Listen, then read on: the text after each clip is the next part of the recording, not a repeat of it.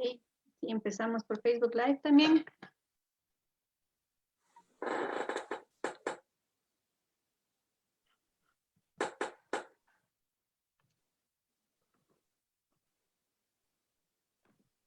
Buenas tardes a todas y todos, a los asistentes, tanto en el webinar directamente en la plataforma de Zoom, como a quienes nos siguen a través del Facebook Live de la página de la Facultad de Economía de la PUSE, @economía PUSE, desde la cual también pueden hacernos llegar en los comentarios sus preguntas.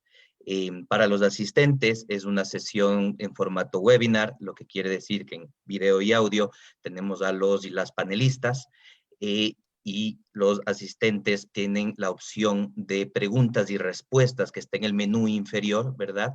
En donde les agradecemos poder poner sus comentarios y sus preguntas para poder darles atención, ya sea en la medida que se dan las intervenciones o al final en lo que el tiempo nos permita. Simplemente dar un cordial saludo a nombre de la Facultad de Economía de la Pontificia Universidad Católica del Ecuador, del Instituto de Investigaciones Económicas y de la Asociación Escuela de Economía, en su presidente Axel Guano Luisa, que nos acompaña también, que son promotores justamente desde los estudiantes de estos espacios de reflexión frente a algo que nos preocupa a todos y todas, como es la pandemia del COVID-19. Estamos en una serie de seminarios en formato virtual, que lo realizamos todos los días jueves a esta hora, 5:30 de la tarde, y el día de hoy el tema es el rol del Estado ante la pandemia del COVID-19 en el Ecuador y los desafíos que eso plantea. Un tema que está en discusión en el Ecuador y, digamos, en la América Latina y en todo el mundo permanente. Esa tensión Estado-mercado en búsqueda del bienestar de la sociedad se pone en debate, y en cuanto a la necesidad de poder tener un Estado que nos ayude a salir adelante en estos momentos difíciles. Deberes, además, que tienen los estados, en el caso ecuatoriano, un deber claro en cuanto a planificar el desarrollo, erradicar la pobreza, redistribuir la riqueza y también de garantizar derechos como la salud y la educación. Sin más que eso, en el formato en el que se maneja el webinar, le voy a dar la palabra a Francisca Granda, profesora de la Facultad de Economía, quien va a moderar el foro. Adelante, Francisca, gracias.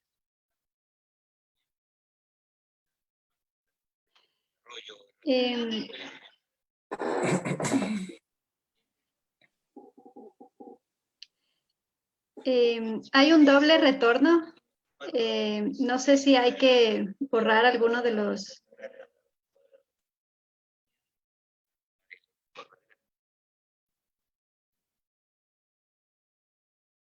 Solamente antes de iniciar, hay un doble retorno. ¿Soy yo la única que está escuchando así?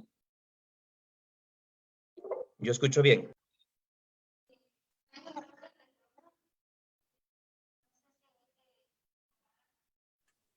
Yo no tengo problemas con el audio. Bueno, siempre es bueno dejar en mute cuando alguien más está hablando.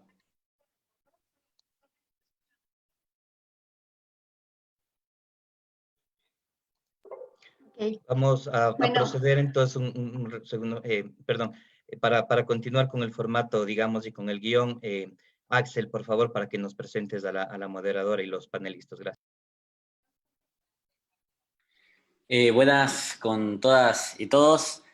Muchas gracias a los panelistas y a Francisca por este espacio que creo que es muy constructivo para, justo en el entorno que estamos, poder aportar ideas y generar un debate desde la academia más profundo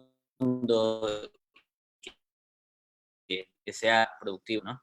En ese sentido voy a presentar a los moderadores y a la moderadora y a nuestros panelistas. Grace Jaramillo es una investigadora postdoctoral en el Departamento de Ciencias Políticas de la Universidad de British Columbia y gerente del programa Pro Tempore de Comercio, Inversión e Innovación en la Fundación.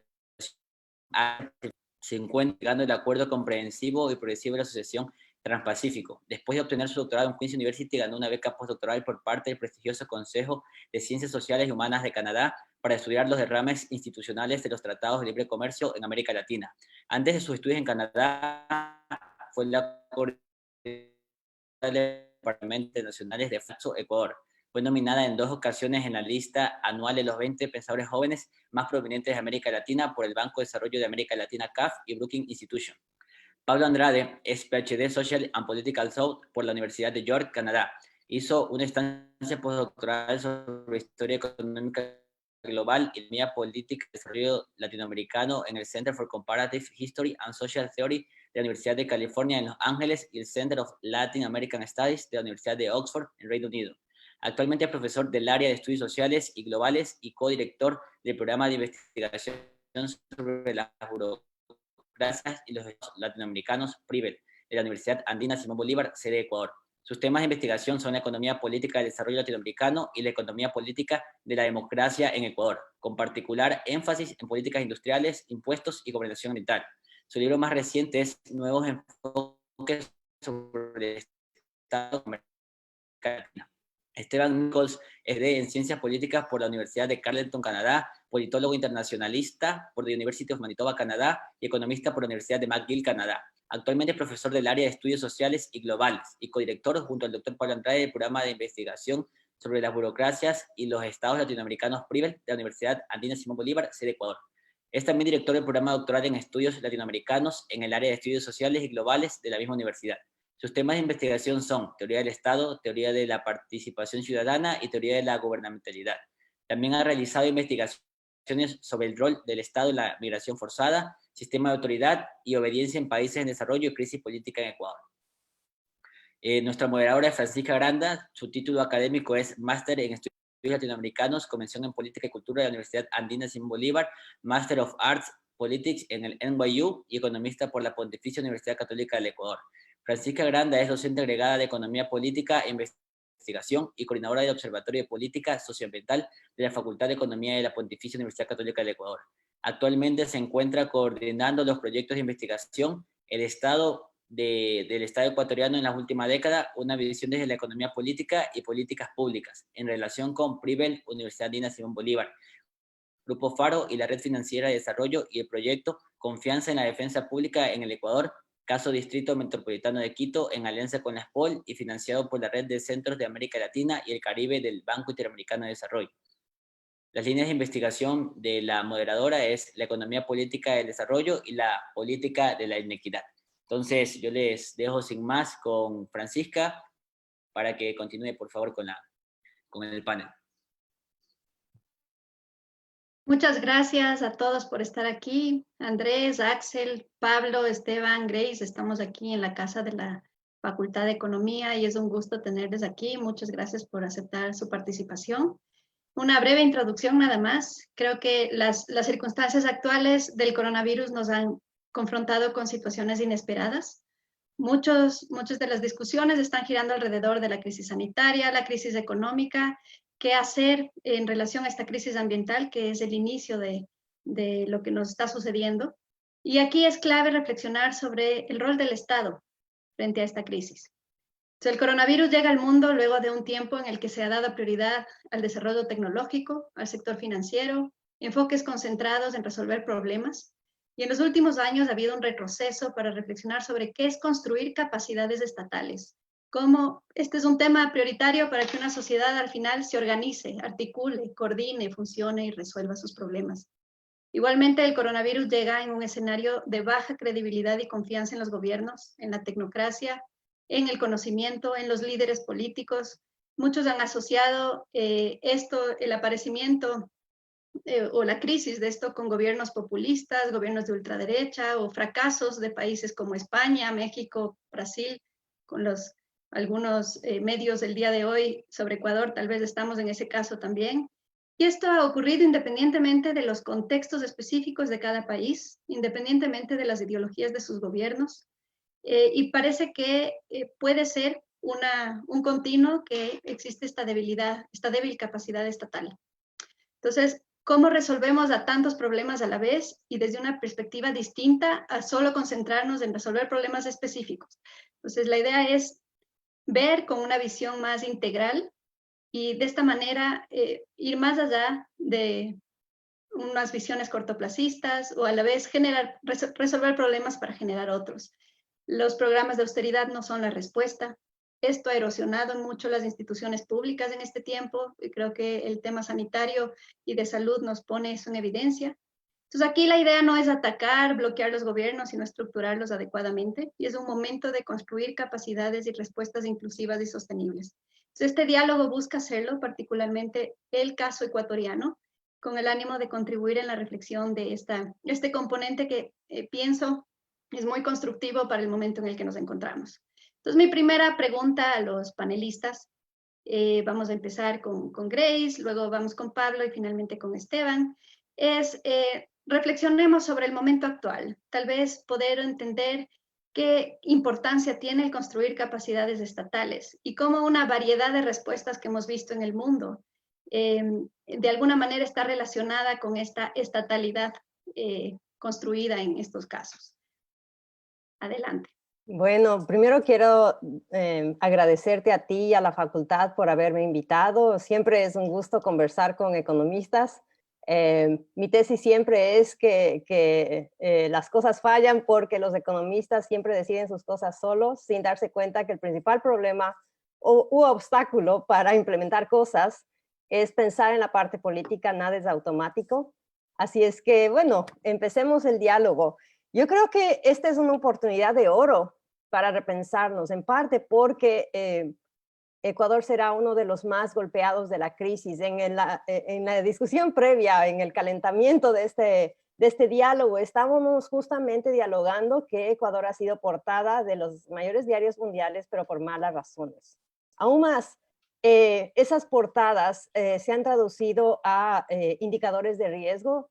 En Asia, por ejemplo, entre los medios empresariales de exportaciones, de importaciones, Ecuador llegó al ranking número 8, gravísimo, o sea, entre los países más de riesgo. Eso significa incluso pérdida en términos de exportaciones ecuatorianas a los posibles mercados, porque eso significa que nuestro banano, nuestras rosas o nuestros productos no van a tener una certificación de calidad en Asia tan fácilmente. Así es que yo creo que ese momento de llegar más bajo es un momento de pensar.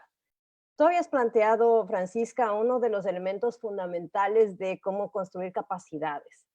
Y yo me imaginaba, justamente precisamente porque tenía que pensar cosas para este diálogo, que un momento similar lo vivió Alemania en los años 20, justo después de que perdió la Primera Guerra Mundial. Estaba todo su aparato productivo destrozado, literalmente destrozado. Lo escribí algo de esa experiencia en mi columna del diario El Domingo, pero fue un momento en el cual todo el mundo se juntó a decir, bueno, ¿qué hacemos? Y yo quiero empezar la discusión y el debate sobre las capacidades de Estado, sobre cómo nos construimos como sociedad. El Estado es el reflejo de la sociedad y no es que va a venir un gobierno que va a construir capacidades estatales sin ninguna posibilidad de un diálogo social primero. Eso no existe, como ya vimos que no existió. Entonces, si es que empezamos y utilizamos este momento de la pandemia global para hablar entre productores, el caso de Alemania fue muy simple, es decir, todo estaba destruido, la gente estaba comiendo literalmente raíces en las calles, todo el mundo estaba así. Llegó un momento en que también los empresarios estaban así, los grandes conglomerados, inclusive como Siemens, que estaban produciendo casi todo previo al fin de la Primera Guerra Mundial, y se pusieron de acuerdo, bueno, produzcamos, nadie va a ganar en los primeros meses, tal vez solo para comer, pero empecemos a producir, pongámonos de acuerdo, no vamos a ganar mucho, no va a haber seguro de desempleo, pero empecemos a producir, empecemos a aportar, empecemos a hacer cosas. Y eso se va a llamar con el paso del tiempo Estado, si es que lo manejamos de esa manera, como una creación de capacidades, porque eso es el Estado, es una creación masiva de capacidades, donde llega un punto en que efectivamente hay una institución grande que maneja la seguridad de salud y el sistema de seguridad en general, lo que llamamos el estado de bienestar, el welfare state, y entonces nos sentimos protegidos. Porque es un error pensar que un gobierno va a hacerlo muy mal en unas condiciones como las actuales, cuando le cayó una pandemia que nunca esperaba. Ni siquiera Estados Unidos lo esperaba. Ni siquiera China esperaba una pandemia de esta naturaleza, que después de todo el lío que estaba litigando con Estados Unidos, no quería, o sea, a nadie se le ocurriría cortar de lleno la producción. Ellos iban a crecer este año bajo ya, 4 o 5%, y ahora van a crecer a 1% y los demás vamos a decrecer todos. Entonces, creo que la primera reflexión que debemos hacer sobre esto es mirarnos en este momento de crisis y mirar a la construcción del Estado como una construcción de abajo hacia arriba, no de arriba hacia abajo. Eso no va a pasar y vamos a seguirnos peleando entre todos, es decir, el uno no tiene liderazgo, el otro no tiene capacidades, y el otro es de izquierda y el otro es de derecha, y no va a pasar nada. Pero si empezamos a construir el Estado desde abajo, hay alguna posibilidad de que esto pueda funcionar. Y bueno, creo que ocupé mis 5 minutos, me puse un timer, eso es lo que sonó. No sé si quieres que siga o... No, gracias, Grace. Seguimos con Pablo.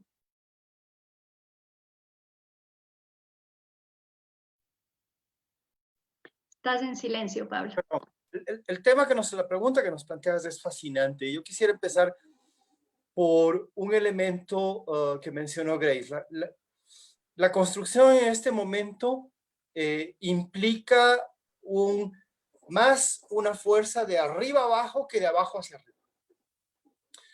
Creo que es un factor político muy, muy importante a considerar, porque el Estado, a diferencia del gobierno, ¿no es cierto?, es, entre otras cosas,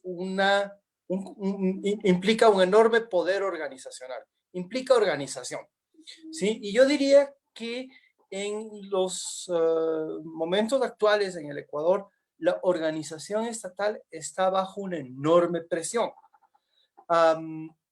Las capacidades estatales, en definitiva, son o pueden entenderse como la habilidad del Estado para implementar las metas oficiales o coyunturalmente las metas de un gobierno. En este caso, yo pensaría que el Estado o que la presión sobre la organización estatal tiene dos aspectos diferentes y dos tipos de dos niveles de capacidad distintos. El uno es la de emergencia, lo inmediato, ¿no es cierto? La crisis sanitaria. Y ahí, si hay algo que ha mostrado esta crisis sanitaria, es que los recursos financieros y administrativos, pero también los recursos humanos, la presencia infraestructural del Estado a lo largo del territorio nacional, pero en particular en la ciudad que es, digamos, el brote por excelencia, que es Guayaquil, ¿no es cierto?, es sumamente débil. Si vamos pero se puede hacer algo, se puede manejar, ¿no es cierto?, dependiendo de la capacidad para, digamos, suplementar de alguna manera aquello que el Estado carece en términos de capacidad de una determinada porción de su territorio, con lo que pueden hacer los municipios, ¿sí? Me parece que la situación en Guayaquil empieza a cambiar cuando el municipio local deja de estar en una fricción con el Estado central, ¿no es cierto?, y empieza a coordinar con el Estado central. Esto es más dramático, se muestra de manera bastante más dramática en el caso de Quito, donde la coordinación, o donde muchas veces el municipio de Quito ha avanzado formas de coordinación que luego el Estado ha retomado. El Estado central, quiero decir, el gobierno. Si lo vemos en el plano económico estamos prácticamente en el ejemplo inicial que daba Grace, ¿sí? Es decir, con un gobierno asediado, que ya lo venía haciendo desde por lo menos hace un año, ¿no es cierto? Con un gobierno asediado débil, que propone un plan sin negociarlo, sin dialogar, que puede o no ser adecuado. Hay aspectos que a mí me parecen en lo personal que son muy adecuados, ¿no es cierto? Y hay aspectos que no, pero que no toman en cuenta un elemento fundamental, y es que la capacidad estatal en este momento para manejar la coordinación económica es prácticamente nula. Los instrumentos estatales para guiar la economía o para incidir en la economía básicamente se reducen, pues yo diría, la capacidad relativamente buena del Estado para cobrar impuestos. Pero por la vía de los impuestos no vamos a ningún lado. ¿Sí? Esto no quiere decir que yo no esté de acuerdo con algunos elementos de la iniciativa estatal sobre cobrar cierto tipo de impuestos por la emergencia. Es necesario que se lo haga. Sin embargo, el largo plazo, la proyección del más allá, tiene que basarse en la posibilidad de ir construyendo capacidades estatales más fuertes, ir centralizando modos de coordinación más fuertes. En el diálogo que teníamos al principio, yo decía que a mí no me parece extraño, ¿no es cierto?, que los países en los que menor impacto han tenido tanto el coronavirus en sí mismo como el confinamiento sean precisamente países con altos niveles de coordinación. Alemania, Finlandia, Dinamarca, en un cierto sentido, yo creo que en un sentido bastante fuerte, Canadá, ¿no es cierto?, para no mencionar a Taiwán e incluso la propia China. Me quedo por ahí para seguir conversando más o menos en extenso posteriormente. Gracias. Gracias, Pablo. Vamos ahora con Esteban. Hola, buenas tardes. Bueno, en primer lugar, gracias Francisca por la invitación. Gracias a Grace, Pablo, Alex, Andrés, Axel, perdón.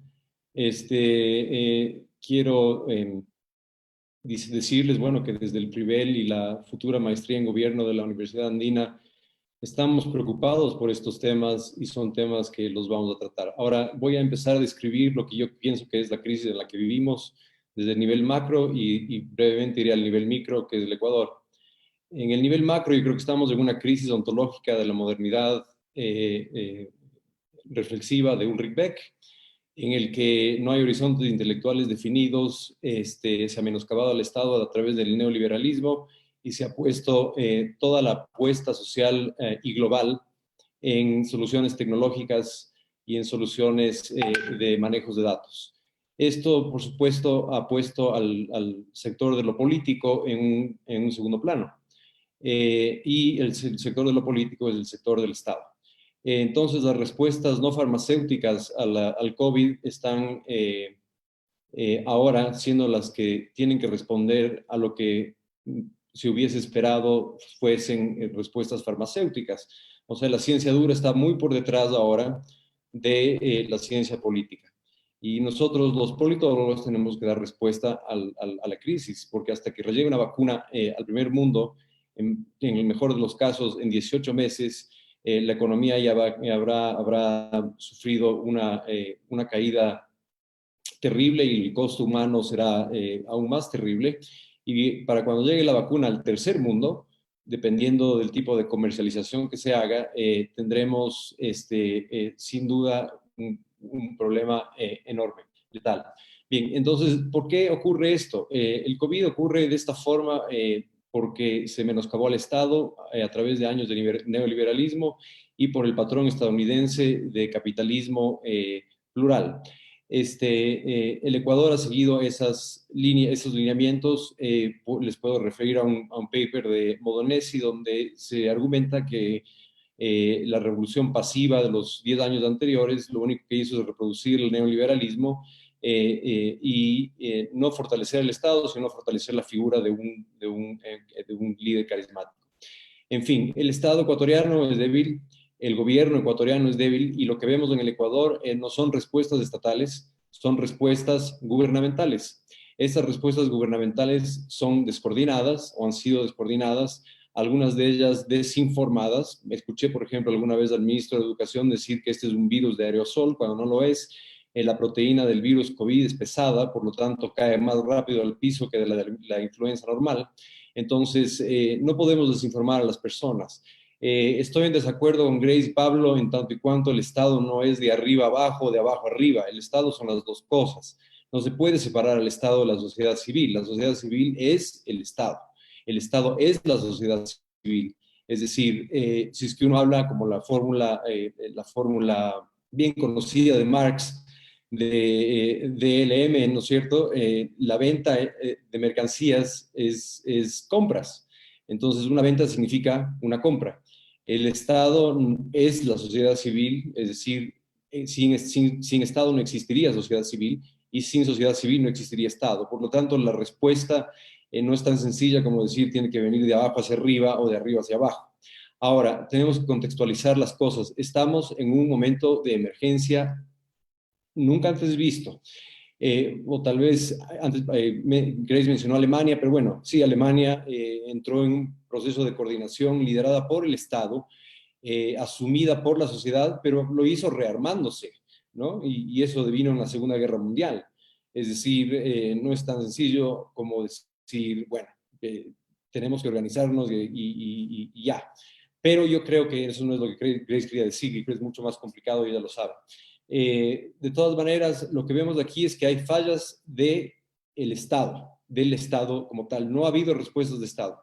¿Y qué quiero decir por respuestas de Estado? En este momento se debe, yo creo, que incurrir en soluciones, y lo voy a decir, de arriba hacia abajo. ¿Por qué? Porque estamos en un estado de emergencia. Entonces, el único eje de la sociedad que tiene el poder para coordinar los diferentes polos de poder que puedan movilizar recursos en este momento es el Estado, ningún otro. Y el Estado significa reorganizar a la población, reorganizar al territorio y reorganizar al conocimiento de ambas cosas. Esto quiere decir en el COVID dar información adecuada. Por ejemplo, en ninguna de las ruedas de prensa se ha escuchado hasta ahora el último paper que sacó Stanford University sobre los resultados de la prueba de anticuerpos. Esto quiere decir que hay mucho más gente contagiada, pero la tasa de mortalidad es menor de la que se pensaba. Esto quiere decir que tiene muchas implicaciones de las que podremos hablar después, pero y las soluciones al problema. Entonces, ¿qué es lo que yo creo? Que el problema ahora es más importante que nunca para los politólogos, los sociólogos y quienes pensamos en el Estado y en las ciencias sociales que para los farmacéuticos. Estamos esperando que sus resultados nos ayuden, por supuesto que sí, pero esta es una crisis ontológica que va a durar por mucho tiempo. Vamos a tener una nueva normalidad. O sea, hay países como Canadá, ventajosamente, Grace está en British Columbia, y yo viví toda mi vida en Canadá y conozco muy bien el país, sé cómo está organizado. Bueno, hay muchas diferencias en Canadá también, ¿no? Ahora Saskatchewan va a abrir su economía antes que otras provincias, pero nosotros los que estamos en Ecuador, la situación es otra. Y entonces aquí sí que se requiere una intervención urgente y una intervención que radica en las tres formulaciones estatales, no gubernamentales, sino estatales, que les acabo de mencionar. Esa es mi primera reflexión, Francisca. Gracias, Esteban. Gracias a todos.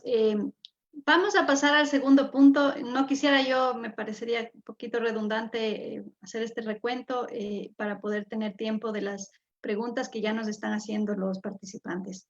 Entonces, por un lado, es importante reflexionar un punto común entre todos, el rol de coordinación que debe darse entre los actores y además en un escenario de obediencia que esto nos impone, ¿no? Entonces, hemos visto los penosos escenarios de la crisis sanitaria en Guayaquil, hemos visto casos de las tensiones que está habiendo entre el Poder Ejecutivo y el Legislativo.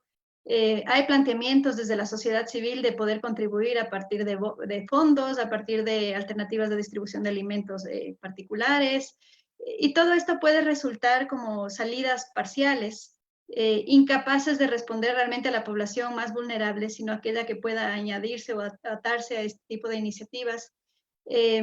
Por lo tanto, es importante reflexionar esto de qué es coordinar. Para muchos de estos acuerdos público-privados, por ejemplo, que se ha planteado mucho en el escenario, responde más a relaciones parasitarias que simbióticas, ¿no? Entonces aquí, tal vez, ¿qué quiere decir coordinar desde los distintos niveles del gobierno? Aquí mencionan de arriba hacia abajo, de abajo hacia arriba, o es al mismo tiempo ambos. ¿Y qué quiere decir coordinar con otros sectores, es decir, la sociedad civil? a los gubernamentales. Entonces, si podemos profundizar en este punto, empezamos con Grace.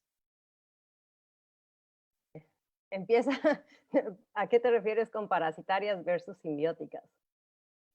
Sí, tal vez en el sentido de que sea una la que está recibiendo el beneficio y otra es una parte débil, ¿no? Antes de que las dos generan una sinergia con este término de estar contribuyéndose mutuamente a un objetivo. Claro. Es decir, yo pienso que es un momento de ir más allá del diagnóstico, es decir, todo lo que quiera Esteban de que sí pasó o no pasó, pero estamos en otro momento y se supone que íbamos a discutir qué hacer o cómo reconstruir este estado que simplemente no funciona o no tenemos, o los actores no están coordinando y entonces siempre vamos, ¿cuál es el primero? ¿El huevo o la gallina? ¿Es primero el neoliberalismo o es primero que los estados, teníamos un estado oligárquico o que la economía no funcionaba o que llegó un líder populista y que el otro era súper tecnocrático o el otro estaba combinando con intereses más allá del bien y del mal, etcétera, etcétera? Por eso. Entonces, si es que seguimos en esta discusión de que si son público-privados o no, vamos a volver a lo mismo, definitivamente a lo mismo. ¿Y por qué digo esto? Porque el momento que nosotros empezamos a pensar que si hacemos un acuerdo público-privado necesariamente va a ser parasitario y alguien se va a beneficiar, bueno, estamos empezando a decir que el Estado no somos todos, son unos pocos y entonces son los ricos y no son los pobres, o solo son los pobres y no son los ricos, y estamos automáticamente excluyendo una posibilidad de acuerdo. Y entonces me lleva a solo el ejemplo, porque yo no quiero hablar de modelos, porque el Ecuador es otra cosa, tiene otras circunstancias históricas, le tocó vivir otras circunstancias históricas donde hubo una gran cantidad de población excluida que son los indígenas. Y es la gente del campo a principios de los años 20 que no era libre, que no era del todo libre, entonces no es distinto. Pero estamos en el COVID y en este momento tenemos un montón de actores libres, unos pobrísimos y vulnerables, y además otros actores que tienen posibilidades. Y si vamos a la crisis de Guayaquil, ese es un ejemplo perfecto. No vamos a poder empezarlo a hacer todo. Es imposible en un estado catastrófico como es el ecuatoriano, donde, como tú bien dices, no hay acuerdos en este momento y ni siquiera hay coordinación entre el Ejecutivo con una parte del Ejecutivo con otra parte del Ejecutivo, peor aún entre el Ejecutivo y el Legislativo. Y el caso de Guayaquil en concreto, solo el sistema de salud, que es parte del Estado, que debe ser el Estado, que no debe esperar a que venga un gobierno y si funcione o no funcione. Pero si tienes tres actores, si tienes tres sistemas de salud en Guayaquil, uno de la Junta de Beneficencia, otro el público y otro el privado, que no se coordina entre ellos, que no hay una autoridad clara de salud, nada más, solo de salud, no hablemos de los demás sectores, entonces va a ser muy difícil pasar a ese segundo momento en donde podemos construir capacidades mucho más avanzadas. Y para tratar de empezar a ver soluciones, definitivamente hay que todos poner el hombro de abajo hacia arriba y de arriba hacia abajo, independientemente de dónde provenga la iniciativa o la ayuda. Entonces, si es que queremos, por ejemplo, empezar, es claro por dónde empezar ahora, ya ni siquiera tenemos que debatir demasiado por dónde empezar. Todos los actores internacionales que están discutiendo esto del COVID y la crisis y qué hacer, simplemente han llegado a la conclusión de que hay que restablecer dos instituciones fundamentales del Estado. La primera es un sistema de salud que funcione, que sea un derecho humano y que funcione para la mayoría y reestructurarlo de una forma que esté, digamos, amparado de los poderes políticos de turno, etcétera, etcétera. Es decir, que funcione por sí mismo. Donde la autoridad de salud salga y diga cuántos son los muertos, qué hay que hacer, cuántas camas hay que comprar, cuántas medicinas hay que comprar, y esa autoridad sea respetada y sea una autoridad científica. Y la otra es los sistemas de alimentación para las mayorías, para todos, o sea, no solo para las mayorías. Y eso ya implica un poder organizativo mucho mayor. que supera las capacidades de cualquier estado, peor aún del estado ecuatoriano o del gobierno de turno ecuatoriano. Aquí y en Alemania se están organizando empresas y ciudadanos y ONGs y gobiernos para ver quién quiere ir al campo a cosechar, porque no hay quien coseche. Y entonces en Alemania han llegado a la conclusión de que los que están pidiendo seguro de desempleo pueden ir a trabajar en el campo, porque ya no hay los migrantes que antes eran los que terminaban cosechando en Alemania. Entonces hay que empezar de cero prácticamente hoy si vemos salidas a la crisis y de cómo construir el Estado. Por suerte, como digo, hay por dónde empezar, porque hay que empezar por los sistemas de salud y los sistemas alimentarios. Y el mundo, no solamente el Ecuador, va a tender a buscar seguridad o, si tú quieres, nacionalización de la seguridad de cómo funcionan esos dos sistemas, que también tiene que ver con capacidades productivas, industriales, manufactureras, de proveer a los hospitales con sus necesidades nacionalmente o al menos regionalmente en el entorno cercano. Esto ya lo está haciendo el sudeste asiático, está haciendo China y Japón. Entonces, me parece que es los dos ejercicios, desde arriba hacia abajo y de abajo hacia arriba, pero yo empezaría por abajo hacia arriba. Gracias, Grace. Vamos con Pablo. A ver, estoy de acuerdo con Grace en que dejemos por el momento, al menos para este diálogo, la cuestión del diagnóstico. Cada quien tiene su enemigo favorito. Puede ser el neoliberalismo, puede ser la modernidad. Esta es la enésima vez que oigo que la modernidad ya se acabó. Lo vengo oyendo más o menos desde los años 90. Y me parece que es bueno usar ejemplos de comparación, porque las comparaciones muchas veces iluminan. Grace comparaba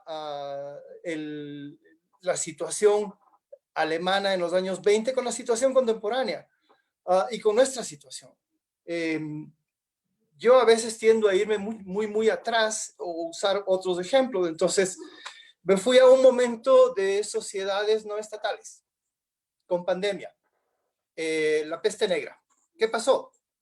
Simplemente desaparecieron en ciertas regiones de Europa prácticamente 3/4 de la población. Ese es un riesgo enorme.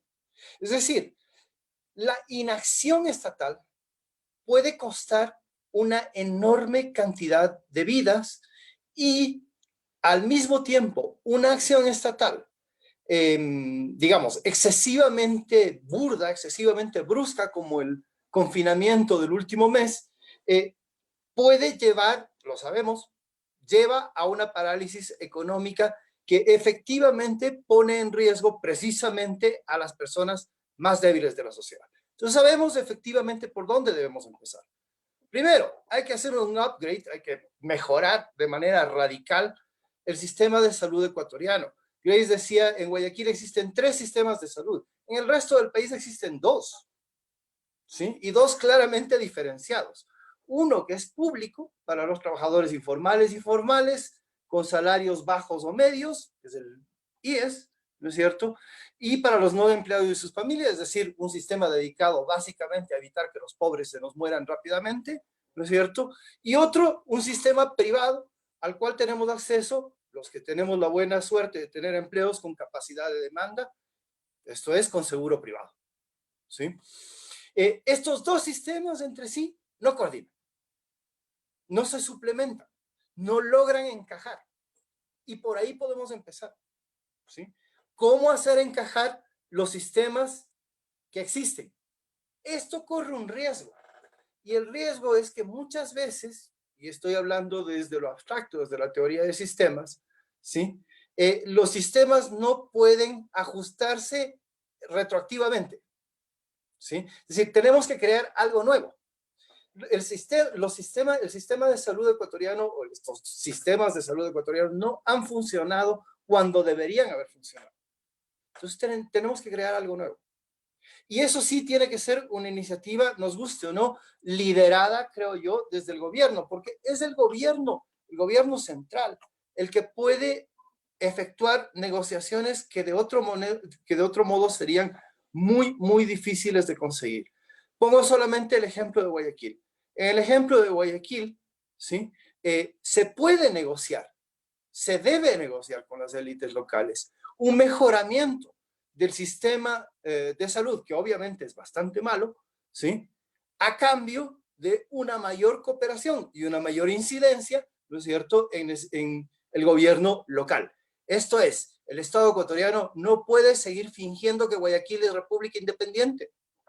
No puede seguir haciéndolo, ¿sí?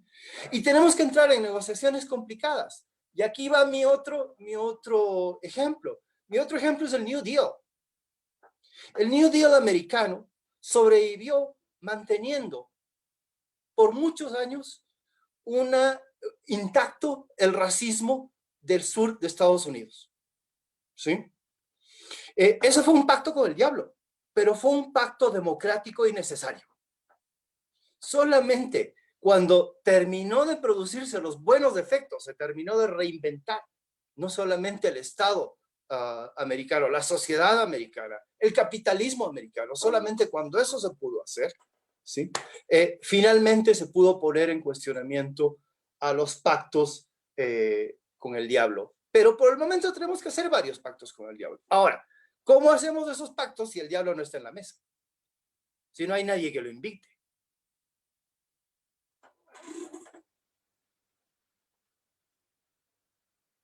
Gracias, Pablo. Ese cierre tan provocador. Ahora vamos con Esteban. Le toca a Esteban. Sigue, por favor.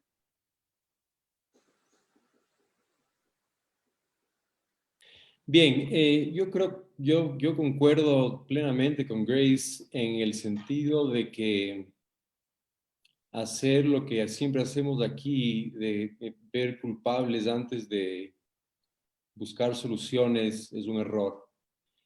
Pero al mismo tiempo creo que si es que no entendemos de alguna forma lo que está pasando, es muy difícil encontrar soluciones. A ver, yo creo que esta referencia a la modernidad reflexiva que hice, Pablo, no a la simple modernidad, porque la primera modernidad no es lo mismo que la modernidad reflexiva, es aquella que se menoscaba a sí misma. ¿Y por qué esto es importante? Porque ahora vivimos la crisis del COVID, ¿verdad? Pero el otro día leí que hay más o menos, creo que 16 millones de virus de esta naturaleza solamente en bats, en murciélagos. O sea que de estos vamos a tener muchos y muchos más. Y muchos de ellos mucho más letales, ¿no? Como el Ebola. Pero por otro lado, esta crisis está vinculada en tanto a la modernidad con el cambio climático. Y si no hacemos algo sobre eso, las cosas para las generaciones futuras van a estar mucho peor. Por otro lado, una de las lecciones aprendidas es que este no es un problema local, ecuatoriano, peor guayaquileño, es un problema global. Entonces, tenemos que repensar la globalidad, no como globalización, sino como globalidad. Y esto también atañe a la modernidad. Ahora, brevemente, los sistemas de salud no deben ser el enfoque inmediato de esta crisis, sí el inmediato. El sistema de salud canadiense, yo he sido beneficiario de esa salud, he recibido operaciones en ese sistema. Hay filas largas y tal, pero en definitiva, si te vas de emergencia, te atienden porque te atienden. Pero los italianos y los españoles también tienen un sistema de salud público y fíjate dónde están. Y los británicos van a entrar en una crisis del NHS seguramente. Los Estados Unidos está como está porque tiene un sistema de salud desastrosa, ¿no? Probablemente el peor, no probablemente, hay estudios que lo demuestran, el peor y el más caro del mundo, entre comillas, desarrollado. Ecuador simplemente no tiene un sistema de salud. Por eso las figuras que leemos todo el tiempo, que simplemente son las figuras que entran al sistema hospitalario, son tan dantescas. Como hacía yo referencia al estudio de Stanford, el virus está probablemente mucho más esparcido, o sea, 50 veces más de lo que está actualmente establecido en las estadísticas nacionales, ¿no es cierto? Entonces, esto es un estudio estadounidense, pero con las correcciones estadísticas del caso podemos decir que en un sistema de gente pobre, porque hicieron el estudio en base a barrios pobres, muy pobres, latinos, se podría decir que aquí también el virus está mucho más expandido de lo que nosotros creemos. Ahora, ¿cuáles son las soluciones de Estado que yo propondría? Ya para ir directamente a esto, pero sin olvidar que esta no es una lección que debemos dejarla en una cuestión de salud o sanitaria. Esta es una lección que es mucho más profunda que eso. Si seguimos pensando que tenemos que mejorar los hospitales o el sistema de salud, las próximas crisis no necesariamente pueden ser sanitarias. Las próximas crisis pueden ser medioambientales, ¿no es cierto? Canadá, ventajosamente, por ejemplo, va a tener un horizonte agrícola mucho más amplio, por lo tanto, su sistema de alimentación va a ser mucho más autónomo. Pero Ecuador no. Ecuador puede tener sequías terribles, etcétera, ¿no? Y entonces no vamos a estar preparados para ninguna de esas crisis. En fin, el Ecuador tiene que en este momento actuar desde el Estado y tiene instrumentos para hacerlo. Yo no creo, ni soy partidario, ni lo he sido, y los 10 años anteriores me parecieron fatales, pero tenemos el instrumento del estado de emergencia, y el estado de emergencia es lo que se hizo en Alemania en los años 20 y lo que se hizo en Estados Unidos durante la Segunda Guerra Mundial. Es decir, el Estado debe coordinar la producción. Esto es lo que se hizo en Taiwán ahora con el COVID-19, en la producción de mascarillas. Claro, ellos tenían la experiencia del SARS, pero esto es lo que hizo el Estado taiwanés. Además, coordinó con los institutos de investigación del país. Aquí lo que está haciendo el gobierno es quitando fondos a los institutos de investigación como la Universidad Andina o la Flaxo, etcétera, pensando que no tenemos que contribuir. Sí tenemos, vaya que tenemos que contribuir, somos de las personas más importantes en este momento.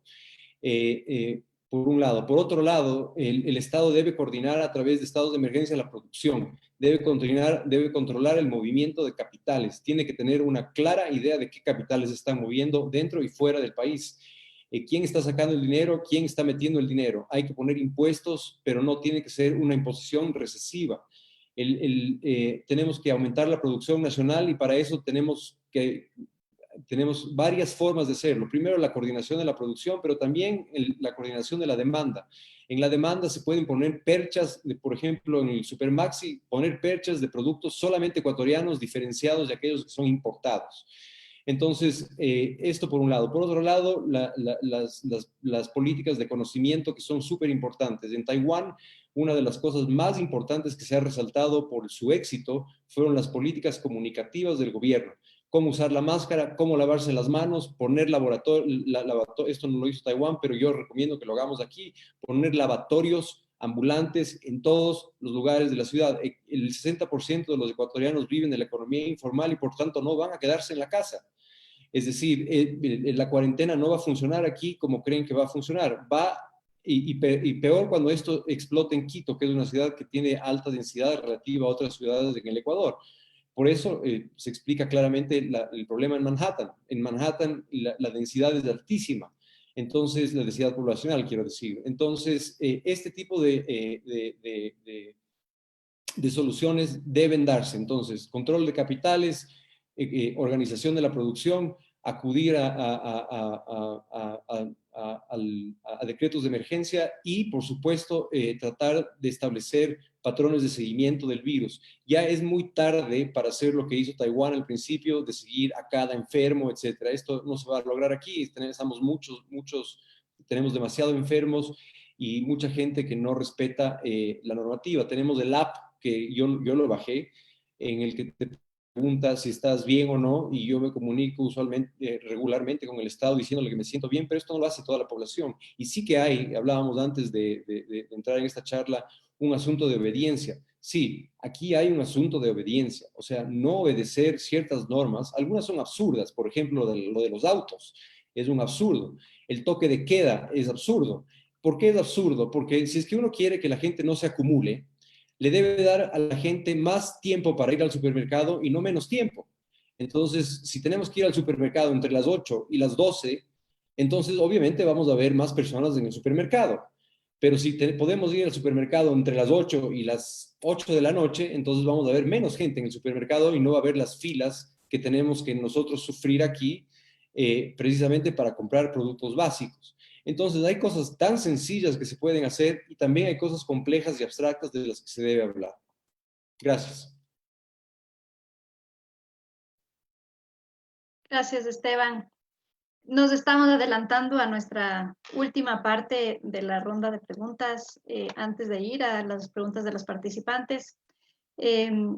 Ahora, justamente, bueno, la idea era pensar cuál es la nueva normalidad, qué desafíos nos obliga a nivel estatal para poder responder a este tipo de crisis, más allá de, estamos pensando en poder responder con sinceridad o con la envergadura y la integralidad de el tipo de problemas que abarcamos, más que estas miradas en políticas públicas o medidas concretas y demás. Entonces, tal vez sí podemos reflexionar en esto, ¿no? ¿Cuál es la nueva normalidad y qué debemos nosotros desarrollar para esto?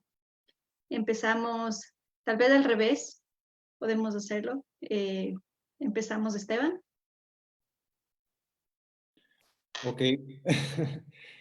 Y yo creo que esta es una excelente oportunidad para pensar en una nueva normalidad. Por dos razones. La primera es porque si creemos que vamos a volver tal vez en ciertos lugares sí, tal vez, no sé, en Winnipeg se pueda volver a vivir como se vivía antes. Pero en la mayoría de lugares del mundo no. Estados Unidos ha perdido tanta fuerza y si gana Trump en las siguientes elecciones, vamos a estar como mundo en serios aprietos. Entonces, el repensar la normalidad no es una cuestión de elección, sino creo que es una obligación. La nueva normalidad debe tener como eje principal lo que Bruno Latour llama actantes dentro del espectro de la totalidad. Es decir, nosotros no somos seres privilegiados, somos un planeta, como decía, a pale blue dot, Carl Sagan. Somos un planeta que estamos solos en nuestro Milky Way y tenemos que cuidarlo. Y por lo tanto, las políticas globales relativas al medio ambiente tienen que ser parte de la nueva normalidad. Parte de la nueva normalidad en el nivel micro, ahora que yo estaba dando una clase sobre Anthony Giddens, es, por ejemplo, los patrones y elecciones de consumo, algo que en Canadá, por ejemplo, es muy común ahora con los millennials y las siguientes generaciones. Entonces, ¿qué consumimos? ¿Cómo consumimos? ¿Y cuándo consumimos lo que consumimos? Tenemos que cambiar el patrón de consumo. Por otro lado, en términos de la biopolítica, tenemos que definitivamente entender que ya no vivimos en un mundo en el que podemos contar con las herramientas clásicas de intervención del Estado, sino que ahora son mucho más relativas al generar vida. Pero esta vida puede tener dos vías. La una creadora de vida, y la otra una creadora de acumulación aún más perniciosa de la que tenemos ahora.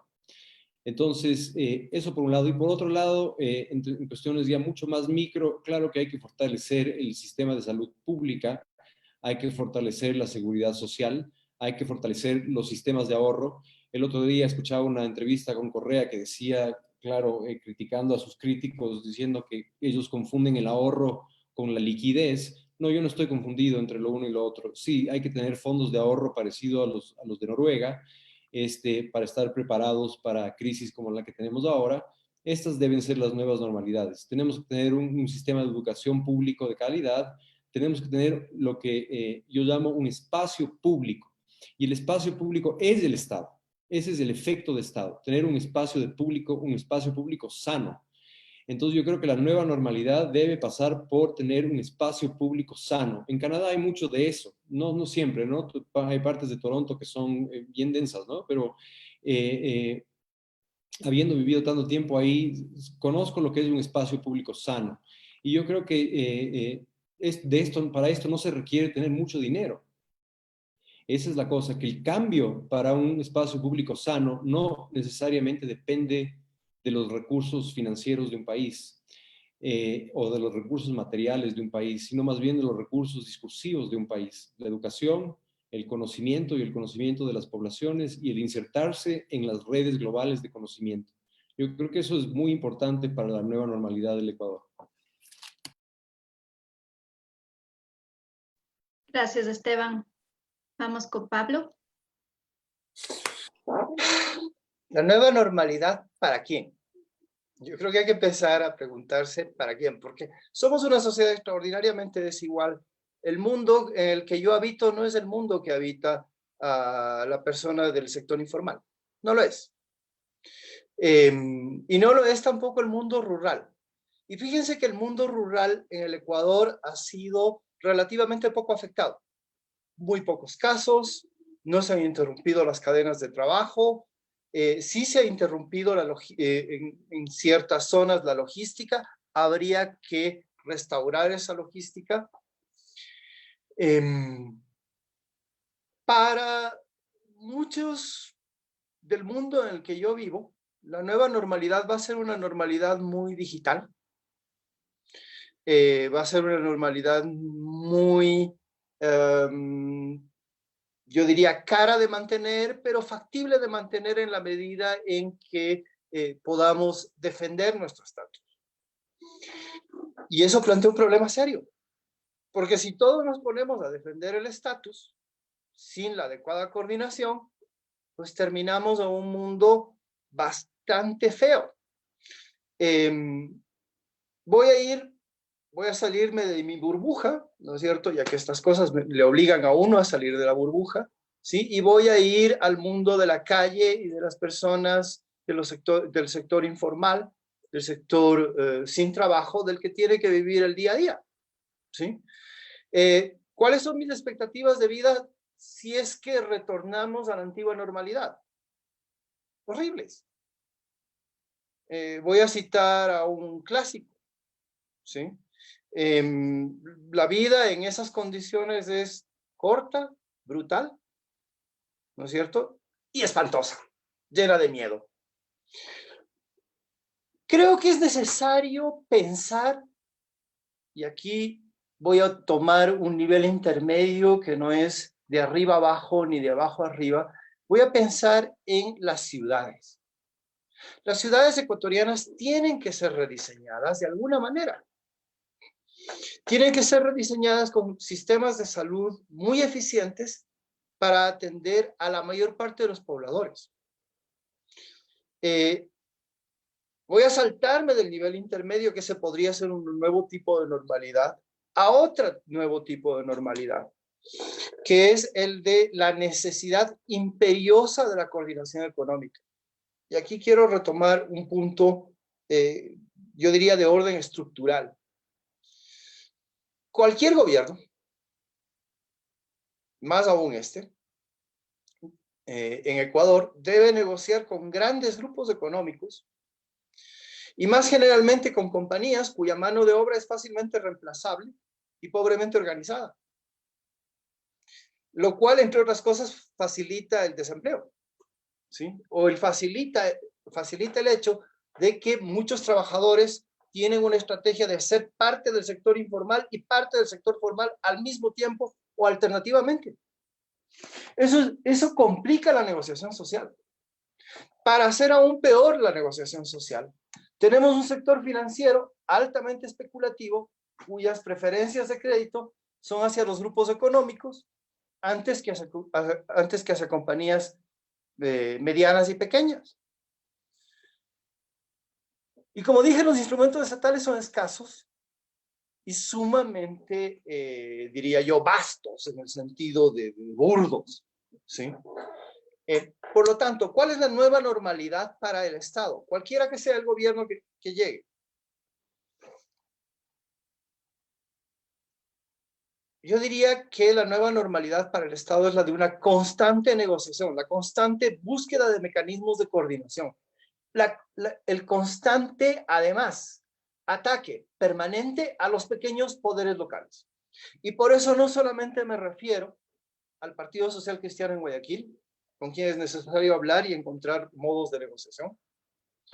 Me refiero también a esa pequeña comunidad conocida como la Compañía en Imbabura, ¿no es cierto?, donde en pleno toque de queda y bajo el pretexto de que son culturalmente diferentes, estaban jugando fútbol en un estadio repleto de gente.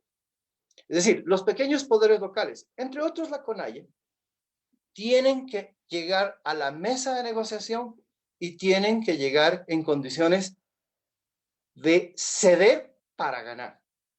Y yo creo que esa es la nueva normalidad desde un punto de vista político. Sería deseable también, desde un punto de vista político, que finalmente la derecha terminara organizándose eficientemente para ver si es que le apuestan de una vez y para siempre a la democracia.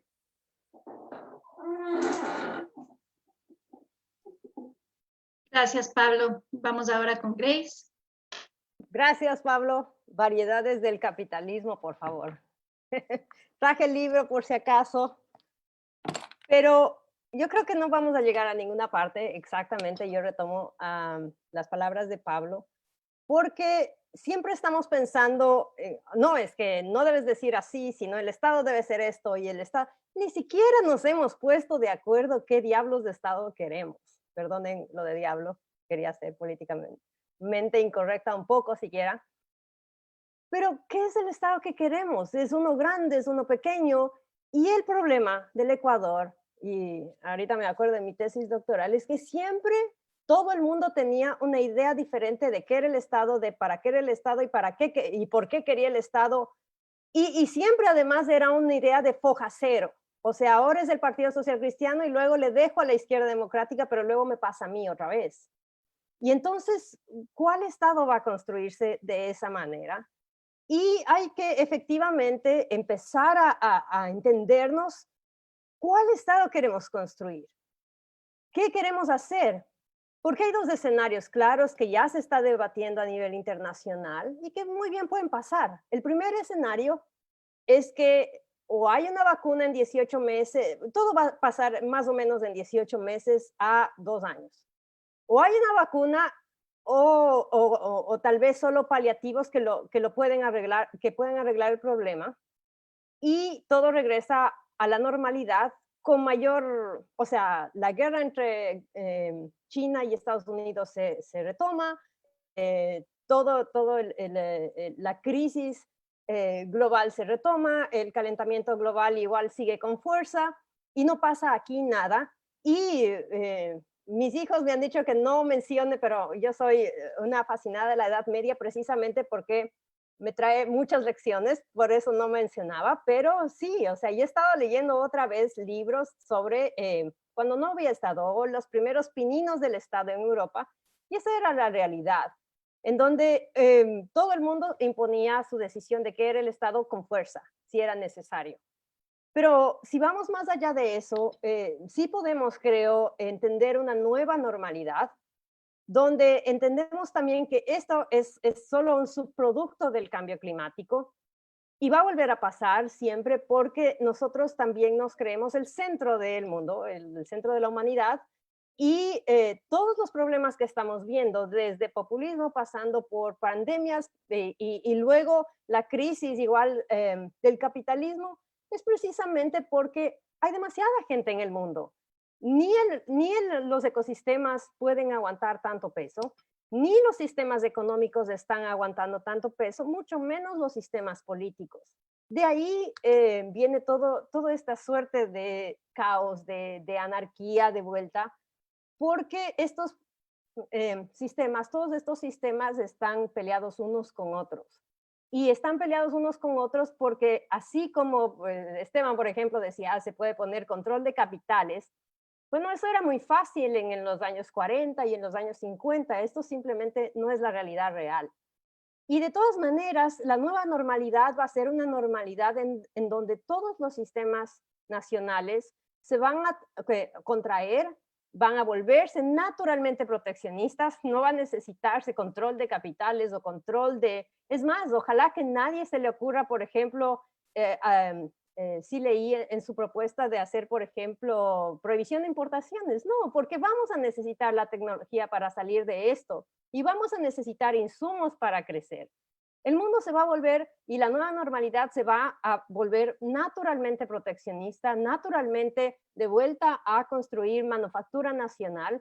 Por eso empezaba mencionando los dos elementos en donde hay posibilidades de construir un acuerdo, porque simplemente hay que empezar a construir este estado a partir de la salud. Y la salud implica coordinar económicamente la producción de máscaras a nivel nacional, la producción de insumos para las máscaras, la producción de telares y tejidos y además confecciones para los médicos, etcétera, etcétera. Pero entonces hay toda una industria muy grande que se va a crear en torno a la salud y eso no va a ser porque igual que el socialismo en un solo país no es posible, tampoco va a ser posible que hagamos una sola cosa solo en el Ecuador. La segunda cosa es que los sistemas alimentarios también se van a volver mucho más endógenos. Y esto también es una posibilidad para empezar a construir ese capitalismo coordinado que necesitamos. Y efectivamente ahí el sector financiero debe construir y debe convertirse en un elemento potenciador de todo lo demás.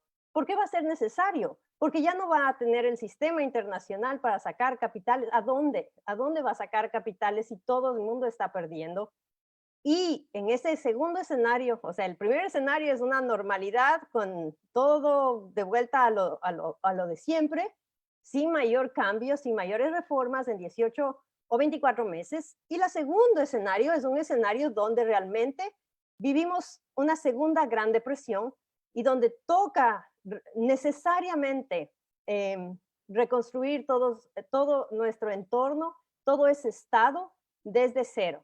Y ahí más bien le veo una oportunidad de ponernos de acuerdo qué estado queremos, si es inteligente, si no es inteligente, para qué queremos el estado. No vamos a poderlo hacer todo al mismo tiempo. Y el estado, un estado construido desde lo autoritario al estilo de Luis XIV, no va a ser posible tampoco porque es el Ecuador. Y nosotros tendemos siempre a juegos de foja cero, a menos que aprendamos todos a ceder, como dice Pablo, todos, o sea, en la medida de lo posible, ceder un poco lo que queremos o nuestra mayor aspiración y dejarla ese 100% en 70, en 50, dependiendo, no vamos a avanzar y va a ser muy, muy difícil salir de la crisis y nos va a tomar muchos años, no solo 2 o 3.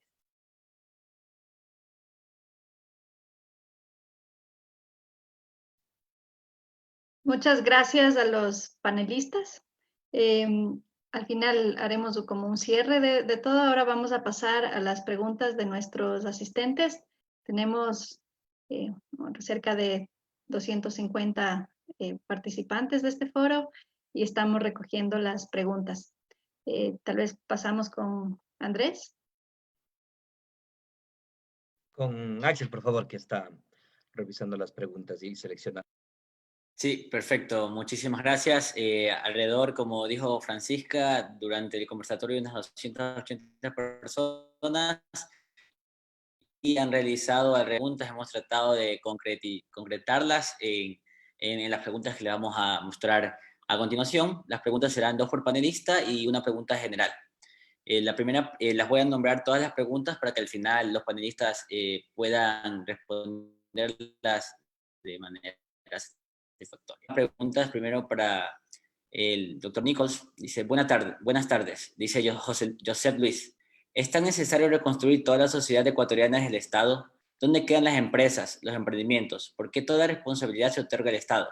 También hay un factor externo global que incide en el país. Yuval Noah Harari indica como usted que la información es la base para que las personas tomen decisiones, pero también recordaba que la confianza en el Estado es clave.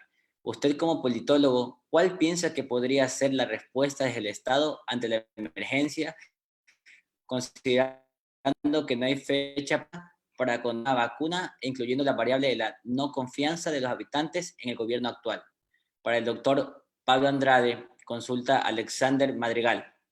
En el marco de esta crisis civilizatoria de la modernidad occidental, ¿considera que los efectos de la pandemia pueden conducir a un verdadero rumbo en términos de construcción reflexiva global de un orden internacional distinto hacia en el siglo XXI?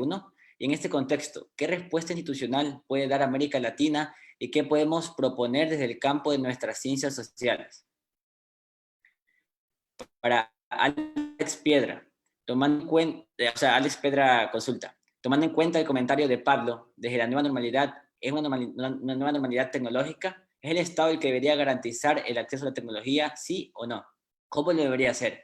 Y en función de la reflexión que se haga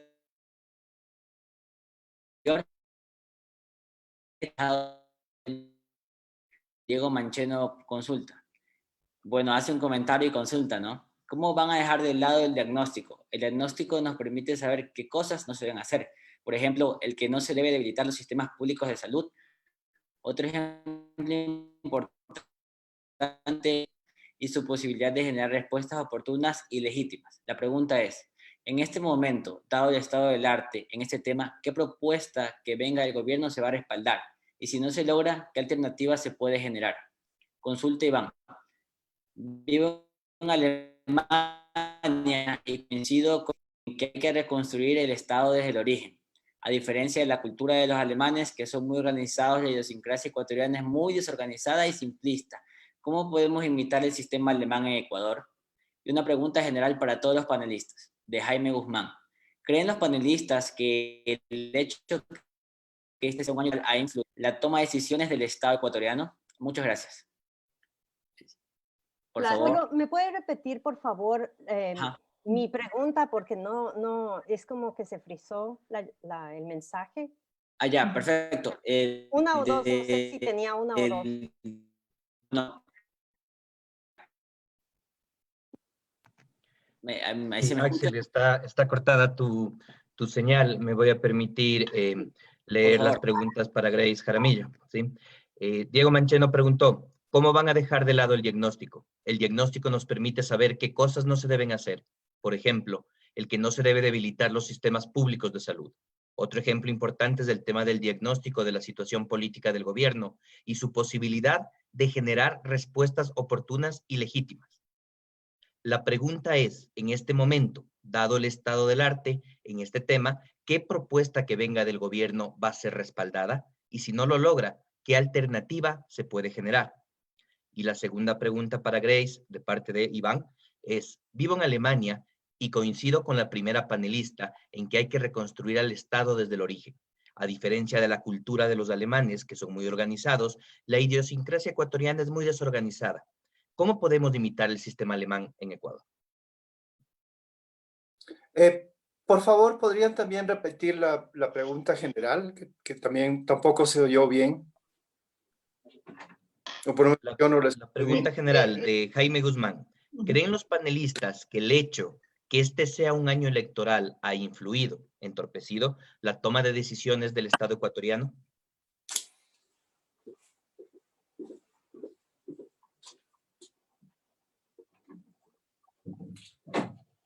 Francisca, ¿en qué orden seguimos? Sí, empecemos tal vez, Grace. Voy a empezar saludando.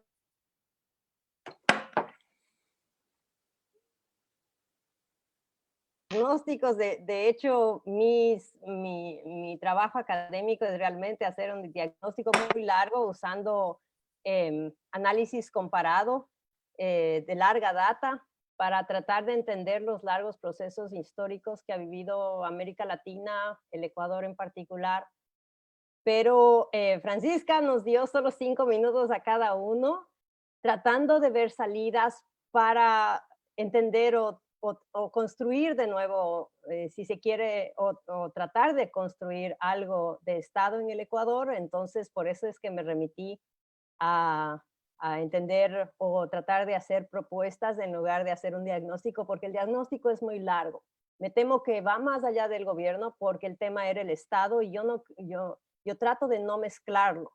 La pregunta simple a veces es hacerse, bueno, muéstrenme algo que tenga significado trascendente o que esté funcionando más allá de los esquemas nacionales o que sea un ejemplo en América Latina, bueno, no tenemos ninguno.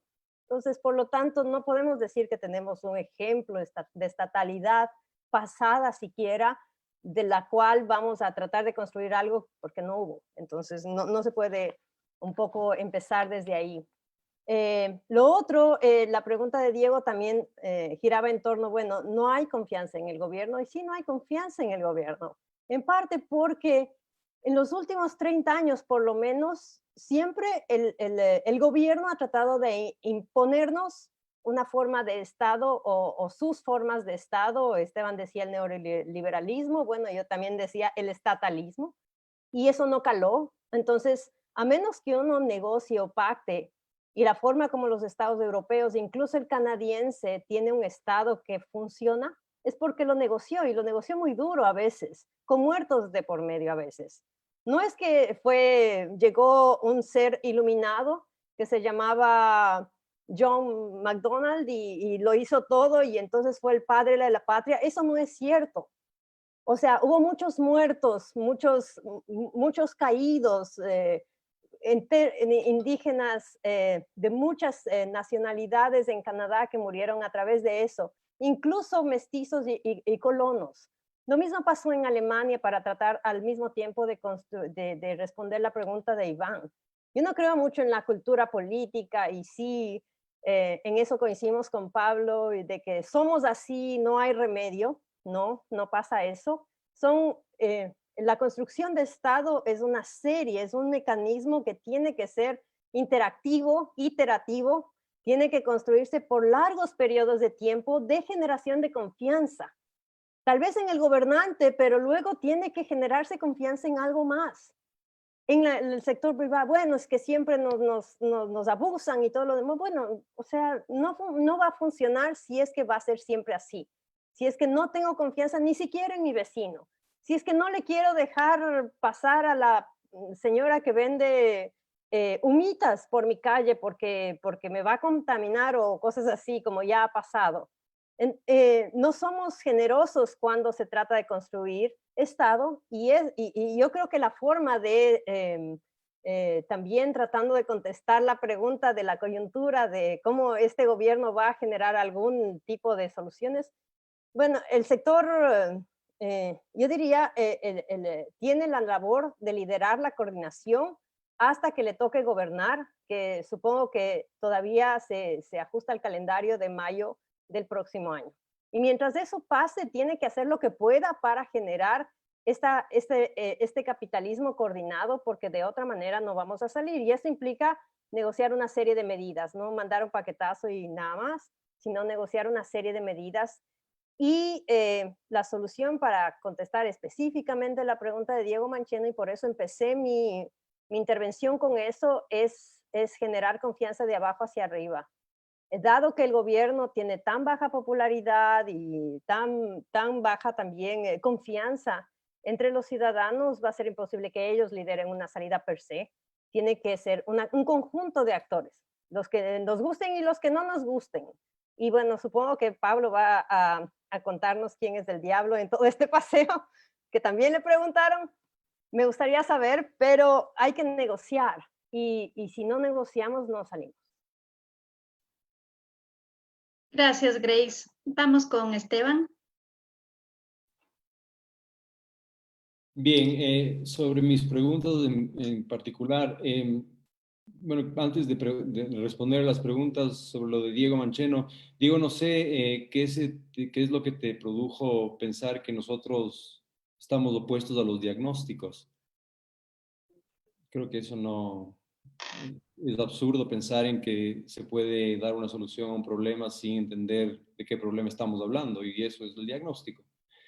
Y inicié mi charla hablando precisamente del último estudio de Stanford sobre los anticuerpos, que es el diagnóstico más avanzado que existe hasta ahora sobre la tasa de mortalidad del coronavirus y la tasa de expansión del coronavirus. Te lo puedo pasar con mucho gusto. Sobre mis preguntas, el Estado y la empresa privada, obviamente cualquier Estado que sea Estado y no una serie de gobiernos locales o poderes locales, que es lo que hay en Ecuador, tiene que coordinar con la empresa privada y el corporativismo, viéndolo bien, es precisamente eso, que no haya una crisis, como diría Bob Jessop, un gran teórico del Estado, que no haya una crisis de representación en el Estado, es decir, que el Estado no se hermetice al capital social, sino que se apalanque del capital social. Esto incluye, por supuesto, a la empresa privada. Sería absurdo pensar que un país, al menos capitalista, no se apalanque en la empresa privada para diferentes fines. Eso es una cosa. Otra cosa es el tipo de capitalismo que existe en Estados Unidos, ¿no? En donde, como ustedes han visto, los trillones de dólares que se han gastado, las familias medias reciben $1,200 por adulto. Vivir con $1,200 una sola vez. Vivir con $1,200 en, por ejemplo, Chicago es imposible. No te dura 3 semanas. Si en Ecuador es poco dinero. Y ahora van a salir 200 billones para el fracking industry, para la industria de fossil fuels en Estados Unidos. Entonces, eso es un disparate total. Ahora, sobre la confianza del Estado, debo decir, no sé quién hizo la pregunta, la confianza al gobierno. Esta pregunta, voy a ser sincero, a la Christopher Hitchens. Esto yo creo que parte un poco del cinismo visto de la acepción de la filosofía de Diógenes, de la filosofía griega, no de los mentirosos, sino de aquellos que ven al mundo siempre como una catástrofe, de la idiosincrasia ecuatoriana en el sentido. Yo también con Grace y con Pablo soy un enemigo total de la teoría de la cultura política. Eso me parece que no tiene fuerza analítica ni empírica. Pero la pregunta es una pregunta que no tiene respuesta, porque si la propones de esa forma, la única cosa que hay que hacer es echar los brazos para abajo. Nadie confía en este gobierno, pues nadie confía en los gobiernos ecuatorianos básicamente nunca, con la excepción de algunos momentos del correísmo. Entonces, esa no es una pregunta que nos lleva muy lejos, porque, bueno, sí, la gente no confía en el gobierno, pero eso va a significar que el gobierno tire las manos abajo y que todos nos vayamos, para ser también políticamente incorrecto, al diablo. Me parece que no es por ahí donde va la cosa. Yo creo que el gobierno puede hacer cosas aún sin tener ninguna base social, porque más que confianza en teorías del Estado, esto se llama el proyecto de Estado, lo que significa la base social que sustenta a un proyecto de Estado. Lo que decía Grace, ¿qué tipo de Estado queremos? Yo quisiera un estado de bienestar tipo Estados Unidos en los 50 o tipo Canadá, pero eso qué importa. El rango de posibilidades de Ecuador no está ahí. Entonces, ¿para qué pensar en eso? Lo que yo creo es que el gobierno sí puede hacer cosas sin confianza. Por ejemplo, yo quiero que la gente salga de esta charla sintiéndose un poquito más seguros en la crisis en la que vivimos, porque ese es el rol de los intelectuales. No discutir aquí, o sea, a mí me gusta mucho lo abstracto y mi expertise es la teoría, pero que salgan de aquí con algo concreto. Entonces yo les voy a dar ahorita 3 cosas concretas que un gobierno puede hacer sin ninguna confianza. La una es enseñar a lavarnos las manos. Eso puede hacer cualquiera, de derecha, de izquierda, con confianza o sin confianza. Segundo, adelantarse en las políticas al virus. Los virus no esperan y no tienen fronteras. Si no actuamos antes, nos va a cobrar el doble. Esto quiere decir que hay que segmentar el país, no solamente por sectores económicos, sino por territorios y por poblaciones, ya. Esto no necesita de la confianza de las personas. Esto genera información mucho más, como tú decías, los diagnósticos, mucho más productiva que cualquier otra. La segmentación. Ahora más que nunca hay que segmentar al país. Entonces hay niveles micro, como hablaba Pablo, de las empresas micro, y hay empresas con mucho más dinero, hay el poder financiero en el Ecuador, etcétera. Tenemos que saber eso. Otro, lavatorios ambulantes.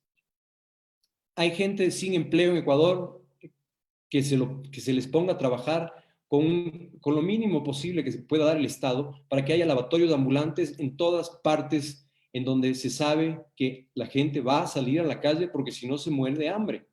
Aquí no tenemos la capacidad que tiene Taiwán de llevar la comida, las mascarillas, el alcohol, el hand sanitizer a las casas de las personas. Esto no puede ocurrir aquí. Por lo tanto, las personas en la calle, que es su lugar, que es su ecosistema de vida, porque dependen de la calle, es el lugar que tiene que tener las condiciones sanitarias para poder estar bien.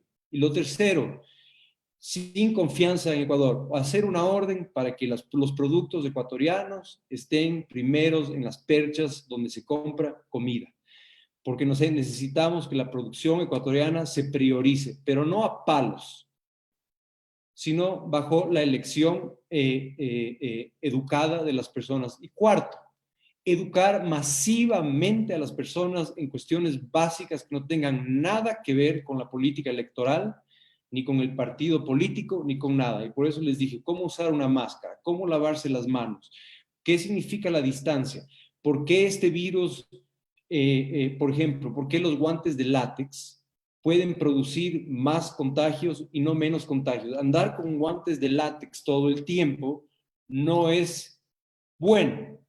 Uno tiene en el látex se produce sudor y por lo tanto esto es un gran lugar para que los gérmenes y los virus vivan y vivan por más tiempo. Lo que queremos es que permanezcan menos tiempo en las superficies que no sean mucosas.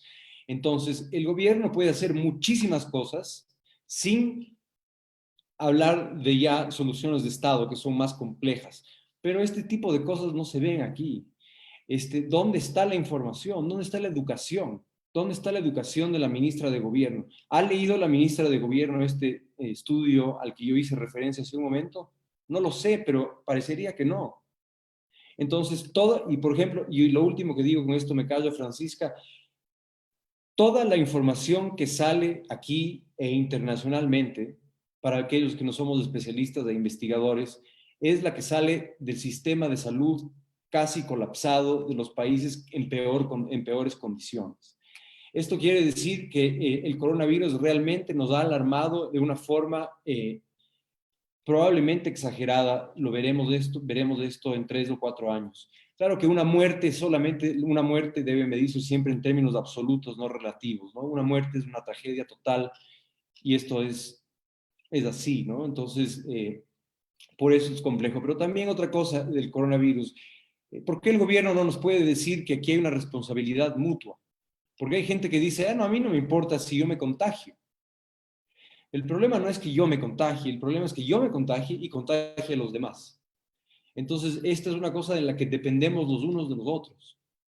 Entonces, o las unas de las otras, o los unos de los, etcétera, ¿no? No quiero caer aquí en sexismos. El asunto es importantísimo sin tener ninguna confianza de la población. Yo creo que es ya de sentido común. Gracias. Gracias, Esteban. Vamos finalmente con Pablo. Ok, a mí me gustaría empezar por la pregunta común para nosotros, ¿no es cierto? La relación entre el año electoral y las decisiones. La crisis del coronavirus tiene un patrón común a lo largo de todas las naciones, no importa dónde estés localizado, Asia, Europa o América Latina, y es que ha resaltado y acelerado tendencias que ya venían dándose. En Ecuador, la tendencia que ha resaltado y que ha acelerado era que una que ya venía dándose. El gobierno no disfrutaba de confianza desde hace por lo menos, yo diría desde por lo menos la crisis de octubre de 2019, si es que no antes. Luego de la crisis de 2019, el gobierno quedó, pues, como pato, sitting duck, ¿no es cierto? Un blanco fácil contra el cual realmente si uno lanza la piedra con mucha mala intención o sin ninguna intención, igual le va a dar. Entonces creo que esa situación está acá, ¿no es cierto? A lo mejor algunas de las decisiones del gobierno, precisamente aquellas que no requerían confianza, han permitido por lo menos avanzar algo en una cierta legitimidad entre la población. Así es que yo diría que el año electoral no es tanto un riesgo, el riesgo es la democracia. Aquí voy a ponerlo de manera muy simple. Si el gobierno, para avanzar en lo que considera elementos urgentes y emergentes, sin ningún tipo de negociación, toma decisiones, o mejor dicho, no solamente toma decisiones de emergencia, sino que toma decisiones que efectivamente ponen en riesgo la democracia liberal, pues vamos por muy mal camino. Una decisión muy complicada podría ser la de aplazar las elecciones. Una decisión muy complicada podría ser la de restablecer sistemas de censura. O pasar por alto el trámite legislativo que debe darse en la Asamblea Nacional. Eso no se debe hacer, simplemente, y para seguir con ¿qué no se debe hacer? ¿O qué considero yo en las condiciones actuales que no se debe hacer? Bueno, no se debió haber reparado el oleoducto petrolero. ¿Para qué exportamos si salimos perdiendo? No se debe reactivar el sector de la construcción. El sector de la construcción ciertamente absorbe un montón de gente, ¿sí? Pero ese montón de gente bien podría regresar al campo, ¿no es cierto? Y ser parte de una cadena logística que ha respondido muchísimo mejor que el sector de la construcción. No se debería, sin lugar a dudas, ¿no es cierto?, proporcionar pésima información a la población. La mejor información científica tiene que proporcionarse de la manera más clara, más simple, ¿sí? Y creo que eso no es solamente un esfuerzo del gobierno, creo que es un esfuerzo que sí puede coordinarse con los medios de comunicación que en esta circunstancia ha actuado pues bastante mal. Voy a responder, y con esto quiero terminar con las preguntas que se dirigieron directamente a mí. Un factor clave es efectivamente el acceso a la tecnología, tecnologías de comunicación, tecnologías como esta. Mi posición personal, desde hace muchísimo tiempo, es que la Internet debe ser considerado un servicio público. Esto es, debe ser no solamente regulado estatalmente, sino que además debe ser provisto al conjunto de la población a los precios más baratos posibles. Eso significa un enorme esfuerzo tecnológico, sí, sin lugar a dudas, porque entre otras cosas significa mejorar nuestras condiciones de infraestructura de comunicación. Pero eso podría ser una oportunidad. Grace hablaba constantemente de oportunidades. Yo también soy optimista y me gusta buscar oportunidades. Creo que hay una gigantesca oportunidad en el sector tecnológico si es que aprovechamos el momento actual para tener una infraestructura tecnológica digamos, adecuada a las necesidades que no solamente del presente, sino las futuras. Porque todos sabemos que no es cuestión de si se va a producir una nueva pandemia o una nueva emergencia como esta, sino cuándo, nada más. ¿Qué respuestas institucionales ha dado América Latina? Ninguna, pues. Todas las instituciones de coordinación local de América Latina de coordinación regional de América Latina han fallado miserablemente. ¿Sí? Teniendo buenas experiencias. ¿Sí? Por ejemplo, en el sur, en los países sudamericanos, el combate a otra epidemia, el mal de Chagas, ¿sí?, fue bastante eficiente, pero esta vez no ha habido nada por el estilo. No he visto ninguna iniciativa regional que promueva por ejemplo, el compartir información de alta calidad, que hayan iniciativas para cooperar entre los distintos institutos de investigación. No he visto eso. Una de las pocas instituciones latinoamericanas que ha funcionado bien en promover una serie de políticas, discusiones, en llamar la atención sobre algunos asuntos, es el Banco Interamericano de Desarrollo, ¿no es cierto? Y yo creo que eso se debe al liderazgo, y perdonen por la propaganda, ¿sí? Y creo que se debe al liderazgo muy claro de María Caridad Araujo, digna graduada de la Universidad Católica, de la Facultad de Economía de la Universidad Católica. Perdón por la propaganda. Y quiero terminar con la cuestión de la crisis civilizatoria. Miren, yo creo que no estamos en una crisis civilizatoria. Ahí mi posición y la de Esteban difiere enormemente, ¿no es cierto? Yo creo que no estamos en una crisis civilizatoria. Creo que todo lo que se está haciendo es precisamente para que no ocurra una crisis civilizatoria. Una crisis civilizatoria, entre otras cosas, implica un colapso demográfico, ¿sí?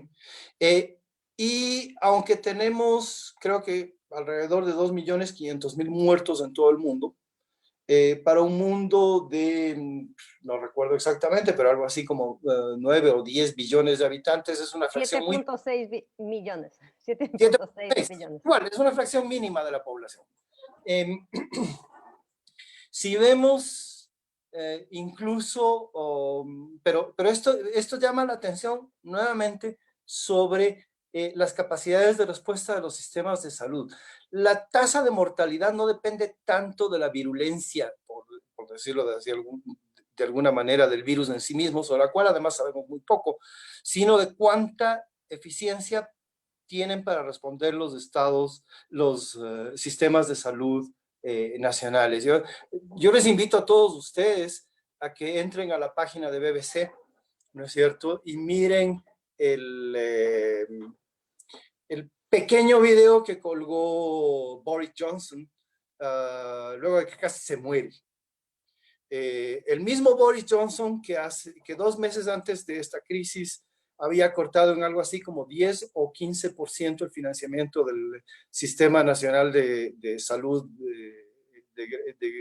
británico, inglés, ¿no es cierto? Hoy día, o ayer, ¿sí? Decía, la verdadera joya de la corona de Inglaterra es el sistema de salud. Si no fuera por el sistema de salud no estaría vivo. Así es que creo que no es del todo, no estamos en una crisis civilizatoria, no estamos ni siquiera cerca de una frontera de una crisis civilizatoria. Eso está bien para, lo voy a decir de una manera políticamente incorrecta, un montón de filósofos políticos baratos que no tienen nada que hacer, ¿sí? Como Slavoj Žižek, Judith Butler y compañía, que acaban de publicar una cosa que anda circulando por todo lado y que a mí me parece que no tiene ni pies ni cabeza, ¿sí? No hay un nuevo rumbo. El sistema capitalista se va a reinventar. Se está reinventando, ¿sí? Se está reinventando en direcciones muy raras, muy contradictorias a ratos. Grace mencionaba algunas. Yo creo que tenemos varias oportunidades, ¿sí? Tenemos una oportunidad bien interesante dentro de ese sistema capitalista nuevo que estamos pues creando en base a estas decisiones. Y quiero terminar simplemente con esto, que es salirme una vez más de los lugares comunes. Es un lugar común ahorita decir que una crisis tiene un montón de problemas, pero también un montón de oportunidades. Es una tontería solemne, una trivialidad absoluta. El sentido viejo de crisis en griego es un momento en el cual las decisiones se toman con la mayor incertidumbre posible, sin que sepamos nada. Pero las consecuencias de esas decisiones en el futuro, tanto inmediato como en largo plazo, son enormes. Así que las decisiones que tenemos que tomar en este momento de altísima incertidumbre, de incertidumbre propiamente dicha, hay un término matemático que en este momento no me acuerdo, pero de incertidumbre radical, ¿sí? Son claves. Y esas decisiones van a tener consecuencias no solamente ahora, o mañana, o pasado mañana, van a tener consecuencias por generaciones, por décadas. Bueno, ahí nomás termino porque si no me voy a extender demasiado.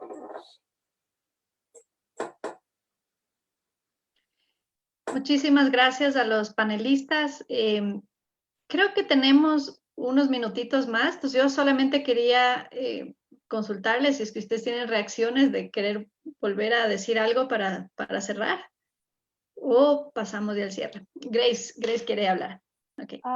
Sí, tomando en cuenta lo que decía Pablo respecto a qué podemos hacer y cómo esto no significa solo pensar en las fronteras nacionales y qué hacer y qué hacer en los supermercados.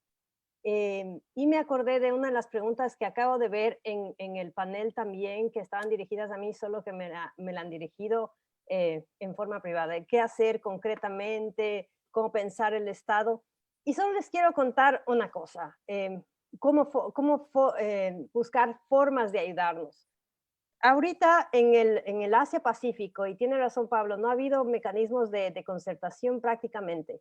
Se está gestando tras bastidores, ya que el G20 no está funcionando por la disputa tan agria que se volvió y tan inútil y tan caótica y tan anárquica de China y Estados Unidos, otros países. Y otros países están tratando de montar sistemas de ayuda, sistemas de salud y hacer que las cadenas globales de valor funcionen de alguna manera. Entre otros países está Chile, Perú, está, por ejemplo, Costa Rica, de América Latina. No está México, no están los líderes supuestamente de América Latina, no está México, no está Argentina, no está Brasil. No está ni siquiera Colombia. Pero una forma de ayudarnos es otra vez tratando de generar acuerdos no solamente adentro, sino afuera. Estamos por fuera. Yo he visto, con todo lo que le criticamos al neoliberal gobierno de Perú, cómo hay tanto Estado, o sea, apareció el Estado, independientemente de quién está el gobernante, el Estado peruano, porque le he visto interactuar mucho con los grupos de Asia-Pacífico. ¿Y saben cómo interactúa? No interactúa diciendo, bueno, nosotros tenemos esta super iniciativa y queremos ser los jefes de Asia-Pacífico. Ellos negocian tras bastidores a veces y la última vez que les vi negociar fue hace apenas 4 meses.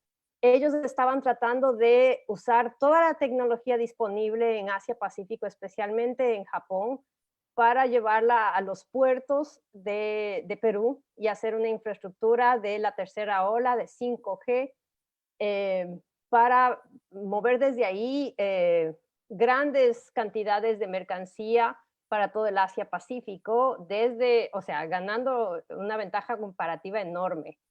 Y esa es una de las cosas que también debemos hacer. Hay cómo cooperar con otros poderes no tan omnívodos como son el de Estados Unidos o de China, pero de donde podemos obtener gran cantidad de tecnología, recursos, no necesariamente económicos, pero sobre todo de conocimiento.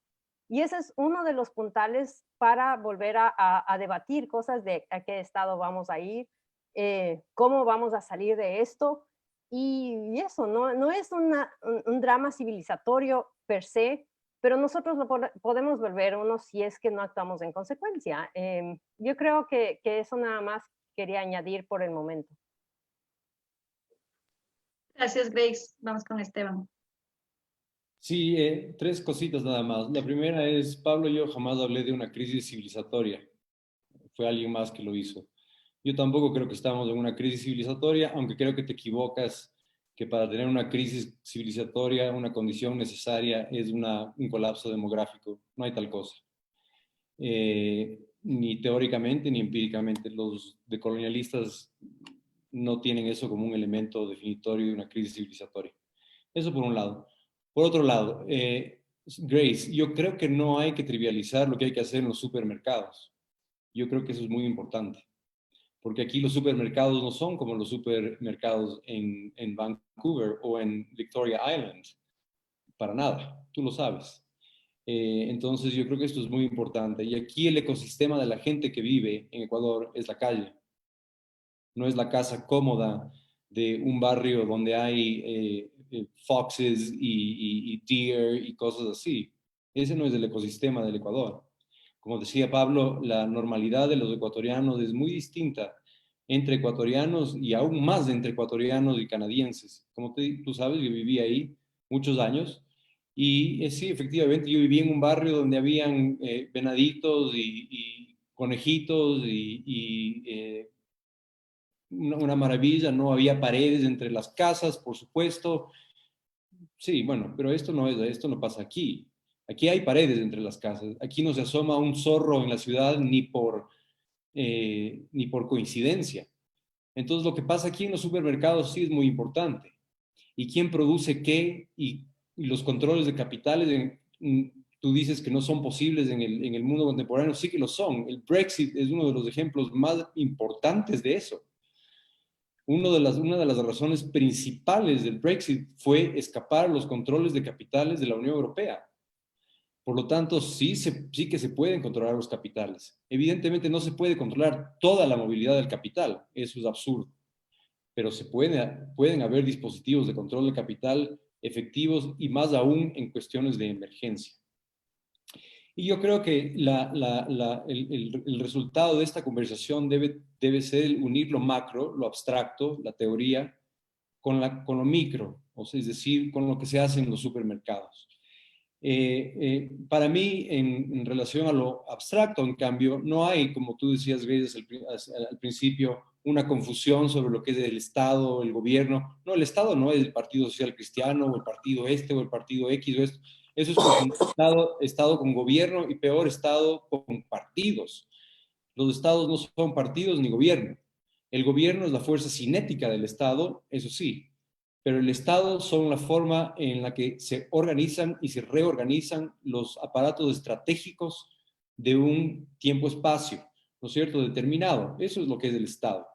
Entonces, este tiempo-espacio está determinado por una noción discursiva que ya se ha aceptado y se ha convertido en estructura, que es esto del Estado-Nación, que nos divide en fronteras unos con los otros.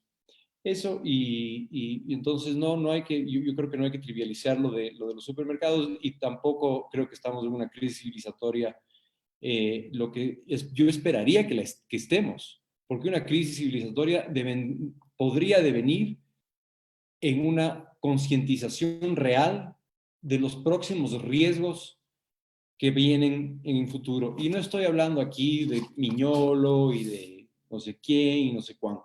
No, estoy hablando de las tesis de Latour, estoy hablando de las tesis de Beck, estoy hablando de las tesis de Giddens, estoy hablando de las tesis de Sachs, y yo no diría que Slavoj Žižek es un filósofo barato. Y sé del libro que estás hablando de creo que es el Bad Soup, se llama, ¿no es cierto? La sopa del murciélago, ¿no? Creo que me parece. Sí, el primer artículo de Agamben en ese libro es fatal, es ridículo. Decir que esto es un discurso es absurdo. Pero Slavoj Žižek no es un filósofo barato. No sé si Pablo quería decir algo o entendí mal. Sí, ok. Ok, no me voy a poner a discutir sobre la calidad intelectual de Žižek, seguramente cobra y cobra muy caro.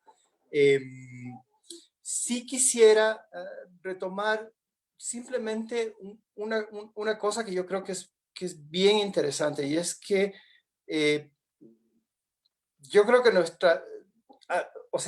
que es para mí una reflexión de hacia dónde vamos a dirigir nuestros esfuerzos de investigación.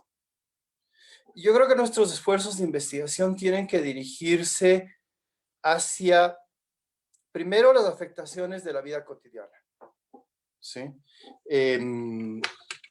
Las afectaciones al mundo del trabajo, las afectaciones a la movilidad, las afectaciones a la salud en el largo plazo, ¿no es cierto? Yo creo que es necesario también, Esteban lo decía bastante bien, la ciencia llamada dura está en problemas, pero no en una crisis terminal. Yo creo que va a salir de ahí renovada, pero es necesario que empecemos a hablar más con la ciencia dura, ¿no es cierto? Y entre ciencias sociales. Yo creo que eso también es una tendencia que ya se venía dando, pero que vale la pena que conscientemente la impulsemos. Y esto porque,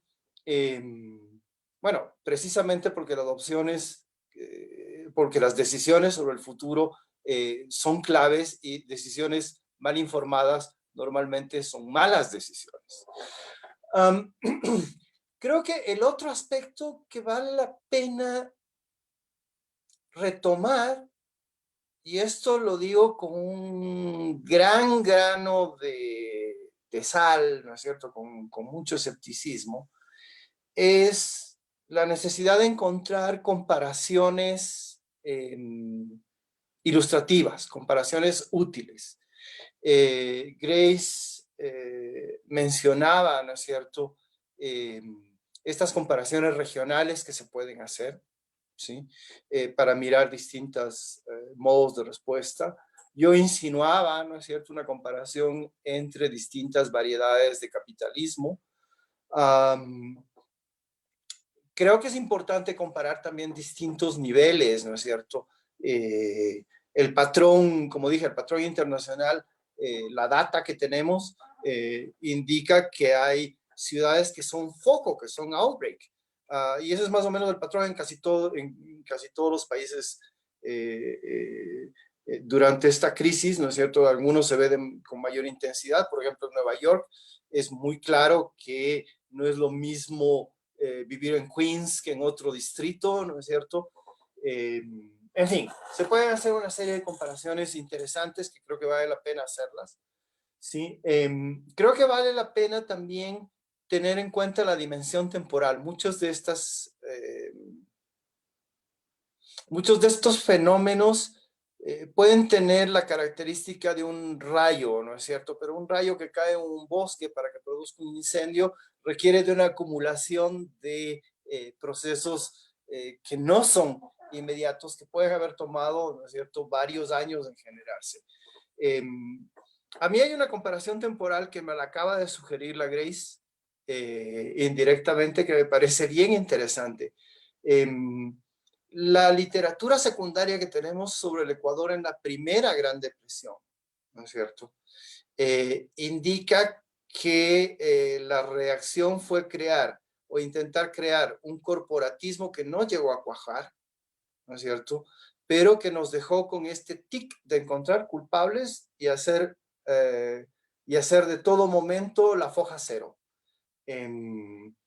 Esa crisis no se resolvió,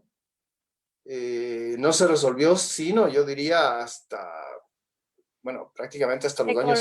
Te corrijo, en los 50, o sea, sí se resolvió, pero solo en un momento, es el final del 50 y principios del 60. El 54 termina resolviéndose, ¿no es cierto? Pero fíjate que son 20 años desperdiciados, 20 años que nos costaron, ¿no es cierto?, entre otras cosas, nos costaron una guerra, ¿sí? Entonces, ¿vamos a dejar que eso suceda? Yo creo que no. O mejor dicho, sería preferible que no lo hiciéramos, ¿sí? Porque a lo mejor el capitalismo no se va a acabar mañana, ni pasado mañana, ni en un siglo, ¿no es cierto? Pero el Ecuador sí puede acabarse, y con bastante facilidad. Y creo que en eso estamos todos de acuerdo. Simplemente eso. Y gracias, Francisca, gracias, Axel, Andrés, etcétera, por la oportunidad de esta agradabilísima conversación con dos queridos colegas. Sí, solo que el Esteban debe dejar de trivializar los ejemplos de Canadá y también pues, sí, pues está mansplaining todo el tiempo diciendo que Canadá, bueno, yo la verdad es que vivo en dos mundos. La mayor parte de mi atención es América Latina, así es que no me fijo mucho en Canadá, precisamente porque mi trabajo está más ver afuera. Y ahorita es ver hacia Pacífico y ver los ejemplos. De hecho, estaba trabajando muy fuertemente en variedades del capitalismo a partir de los tratados de libre comercio en América Latina y ver cómo esas variedades estaban funcionando o no funcionando y en qué lugares, o sea, en qué sectores estaba funcionando o los sectores que estaba funcionando mal. Y por eso me he fijado más en las variedades de Estado que se han ido creando en América Latina, que es muy interesante, porque es un ejemplo también de cómo podemos mejorarnos, o sea, América Latina me parece que es el ejemplo más cercano que debemos seguir. Yo nunca podría comparar Canadá siquiera, a veces comparo al revés, ¿saben? A veces les digo a mis alumnos acá, les digo, bueno, ustedes deberían aprender del ejemplo político de las comunidades indígenas en el Ecuador porque ellos lograron mucho más que ustedes en mucho tiempo. Pero es al revés, más bien. Pero en la variedad latinoamericana de capitalismo, el ejemplo muy concreto de las clases sobre ejemplos de Estado que funcionan, realmente son dos, es Costa Rica y Uruguay, no son los grandes. Y esos son libros enteros al respecto y tienen exactamente, hay como una dependencia del origen también, o sea, precisamente porque eso pase. Esto puede ser una posibilidad de construir un Estado, como digo, desde abajo hacia arriba, porque para generar Estado o que funcione, debemos tener confianza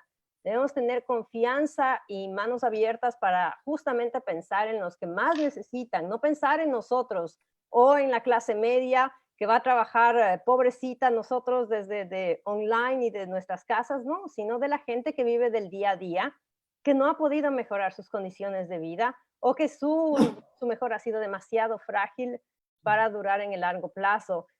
Cuando yo trabajaba con Pablo pensando en las cosas, nosotros calculábamos que para una familia pobre ecuatoriana, para superar la pobreza realmente, o sea, de forma definitiva y pasar a la clase media, más o menos demoraba 4 generaciones.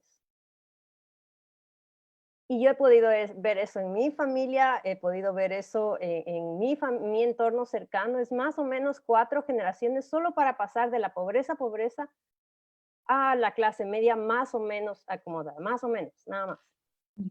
Entonces, de ahí surgen todos estos taras, problemas, dificultades de generar un Estado que funcione. Es demasiado excluyente, hay demasiada gente excluida. Gracias, Grace. A todos y bueno, con eso concluyo. Bueno, les quiero agradecer muchísimo a Pablo, Esteban, a Grace, a Axel por todo el esfuerzo de coordinación, de organización. No se diga a nuestro decano Andrés, que estamos haciendo estos diálogos cada jueves. Esperemos el diálogo del próximo jueves. Hemos tenido muchos participantes, vuelvo a mencionar, bueno, no importa el número, pero sí el video va a estar colgado en Facebook. No, yo dejaría solamente un mensaje para cerrar, creo que ya ha sido bastante claro el mensaje de cada uno, pero decir que creo que nos queda la necesidad de negociar, coordinar, ceder, y creo que en ese sentido ser más, dejarnos permear por el Estado y nosotros permearle al Estado. Creo que esa es un tema indispensable para nosotros desde el espacio en el que estemos. Creo que algunos nos han preguntado y desde la academia qué mismo, y creo que en verdad ponernos ahorita a hacer investigaciones prácticas que respondan, que coordinen y que generen información oportuna. Y creo que construir esto con quienes estemos ahí, dejar estamos en una situación de crisis, estamos en una situación donde hay que construir con lo que tenemos, que ya es poco lo que tenemos. Les agradezco muchísimo por esto y le doy paso a Andrés, que va a ser el cierre del panel. Ya nos vemos pronto. Muchas gracias, Francisca, y de verdad un gusto, Pablo, Grace, Esteban, Axel, como siempre, muchas gracias y felicitaciones. Gracias también, Francisca. Sin duda, para la Pontificia Universidad Católica del Ecuador es un gusto poder contar con diferentes visiones y diferentes perspectivas frente a algo que nos preocupa a todos como sociedad. Y las respuestas que debemos dar. Y dentro de eso el rol del Estado, justamente en su capacidad de coordinación, en su capacidad de buscar el bien común y de lograr la coordinación necesaria para salir adelante de esta pandemia en lo social, en lo económico, es fundamental. La próxima semana vamos a tener 2 foros. El día martes tenemos uno coyuntural sobre la discusión de los proyectos de ley urgentes en materia económica presentadas por el presidente de la República. Eso será el martes a las 6 de la tarde, y el día jueves vamos a dialogar sobre el financiamiento del Sistema Nacional de Salud, justamente desde los retos que esta pandemia nos ha demostrado. Entonces seguimos discutiendo estas 2 semanas sobre el rol del Estado en la búsqueda del bienestar y más aún para enfrentar estas crisis. Sin más decir eso, es el compromiso de la universidad, la misión de la universidad es esa, buscar la verdad y promover la dignidad humana, y los elementos de construcción de política pública se enriquecen con estos foros. Muchísimas gracias por su tiempo, muchísimas gracias también a quienes nos han seguido a través del Zoom y a través de Facebook. Una buena noche y hasta luego.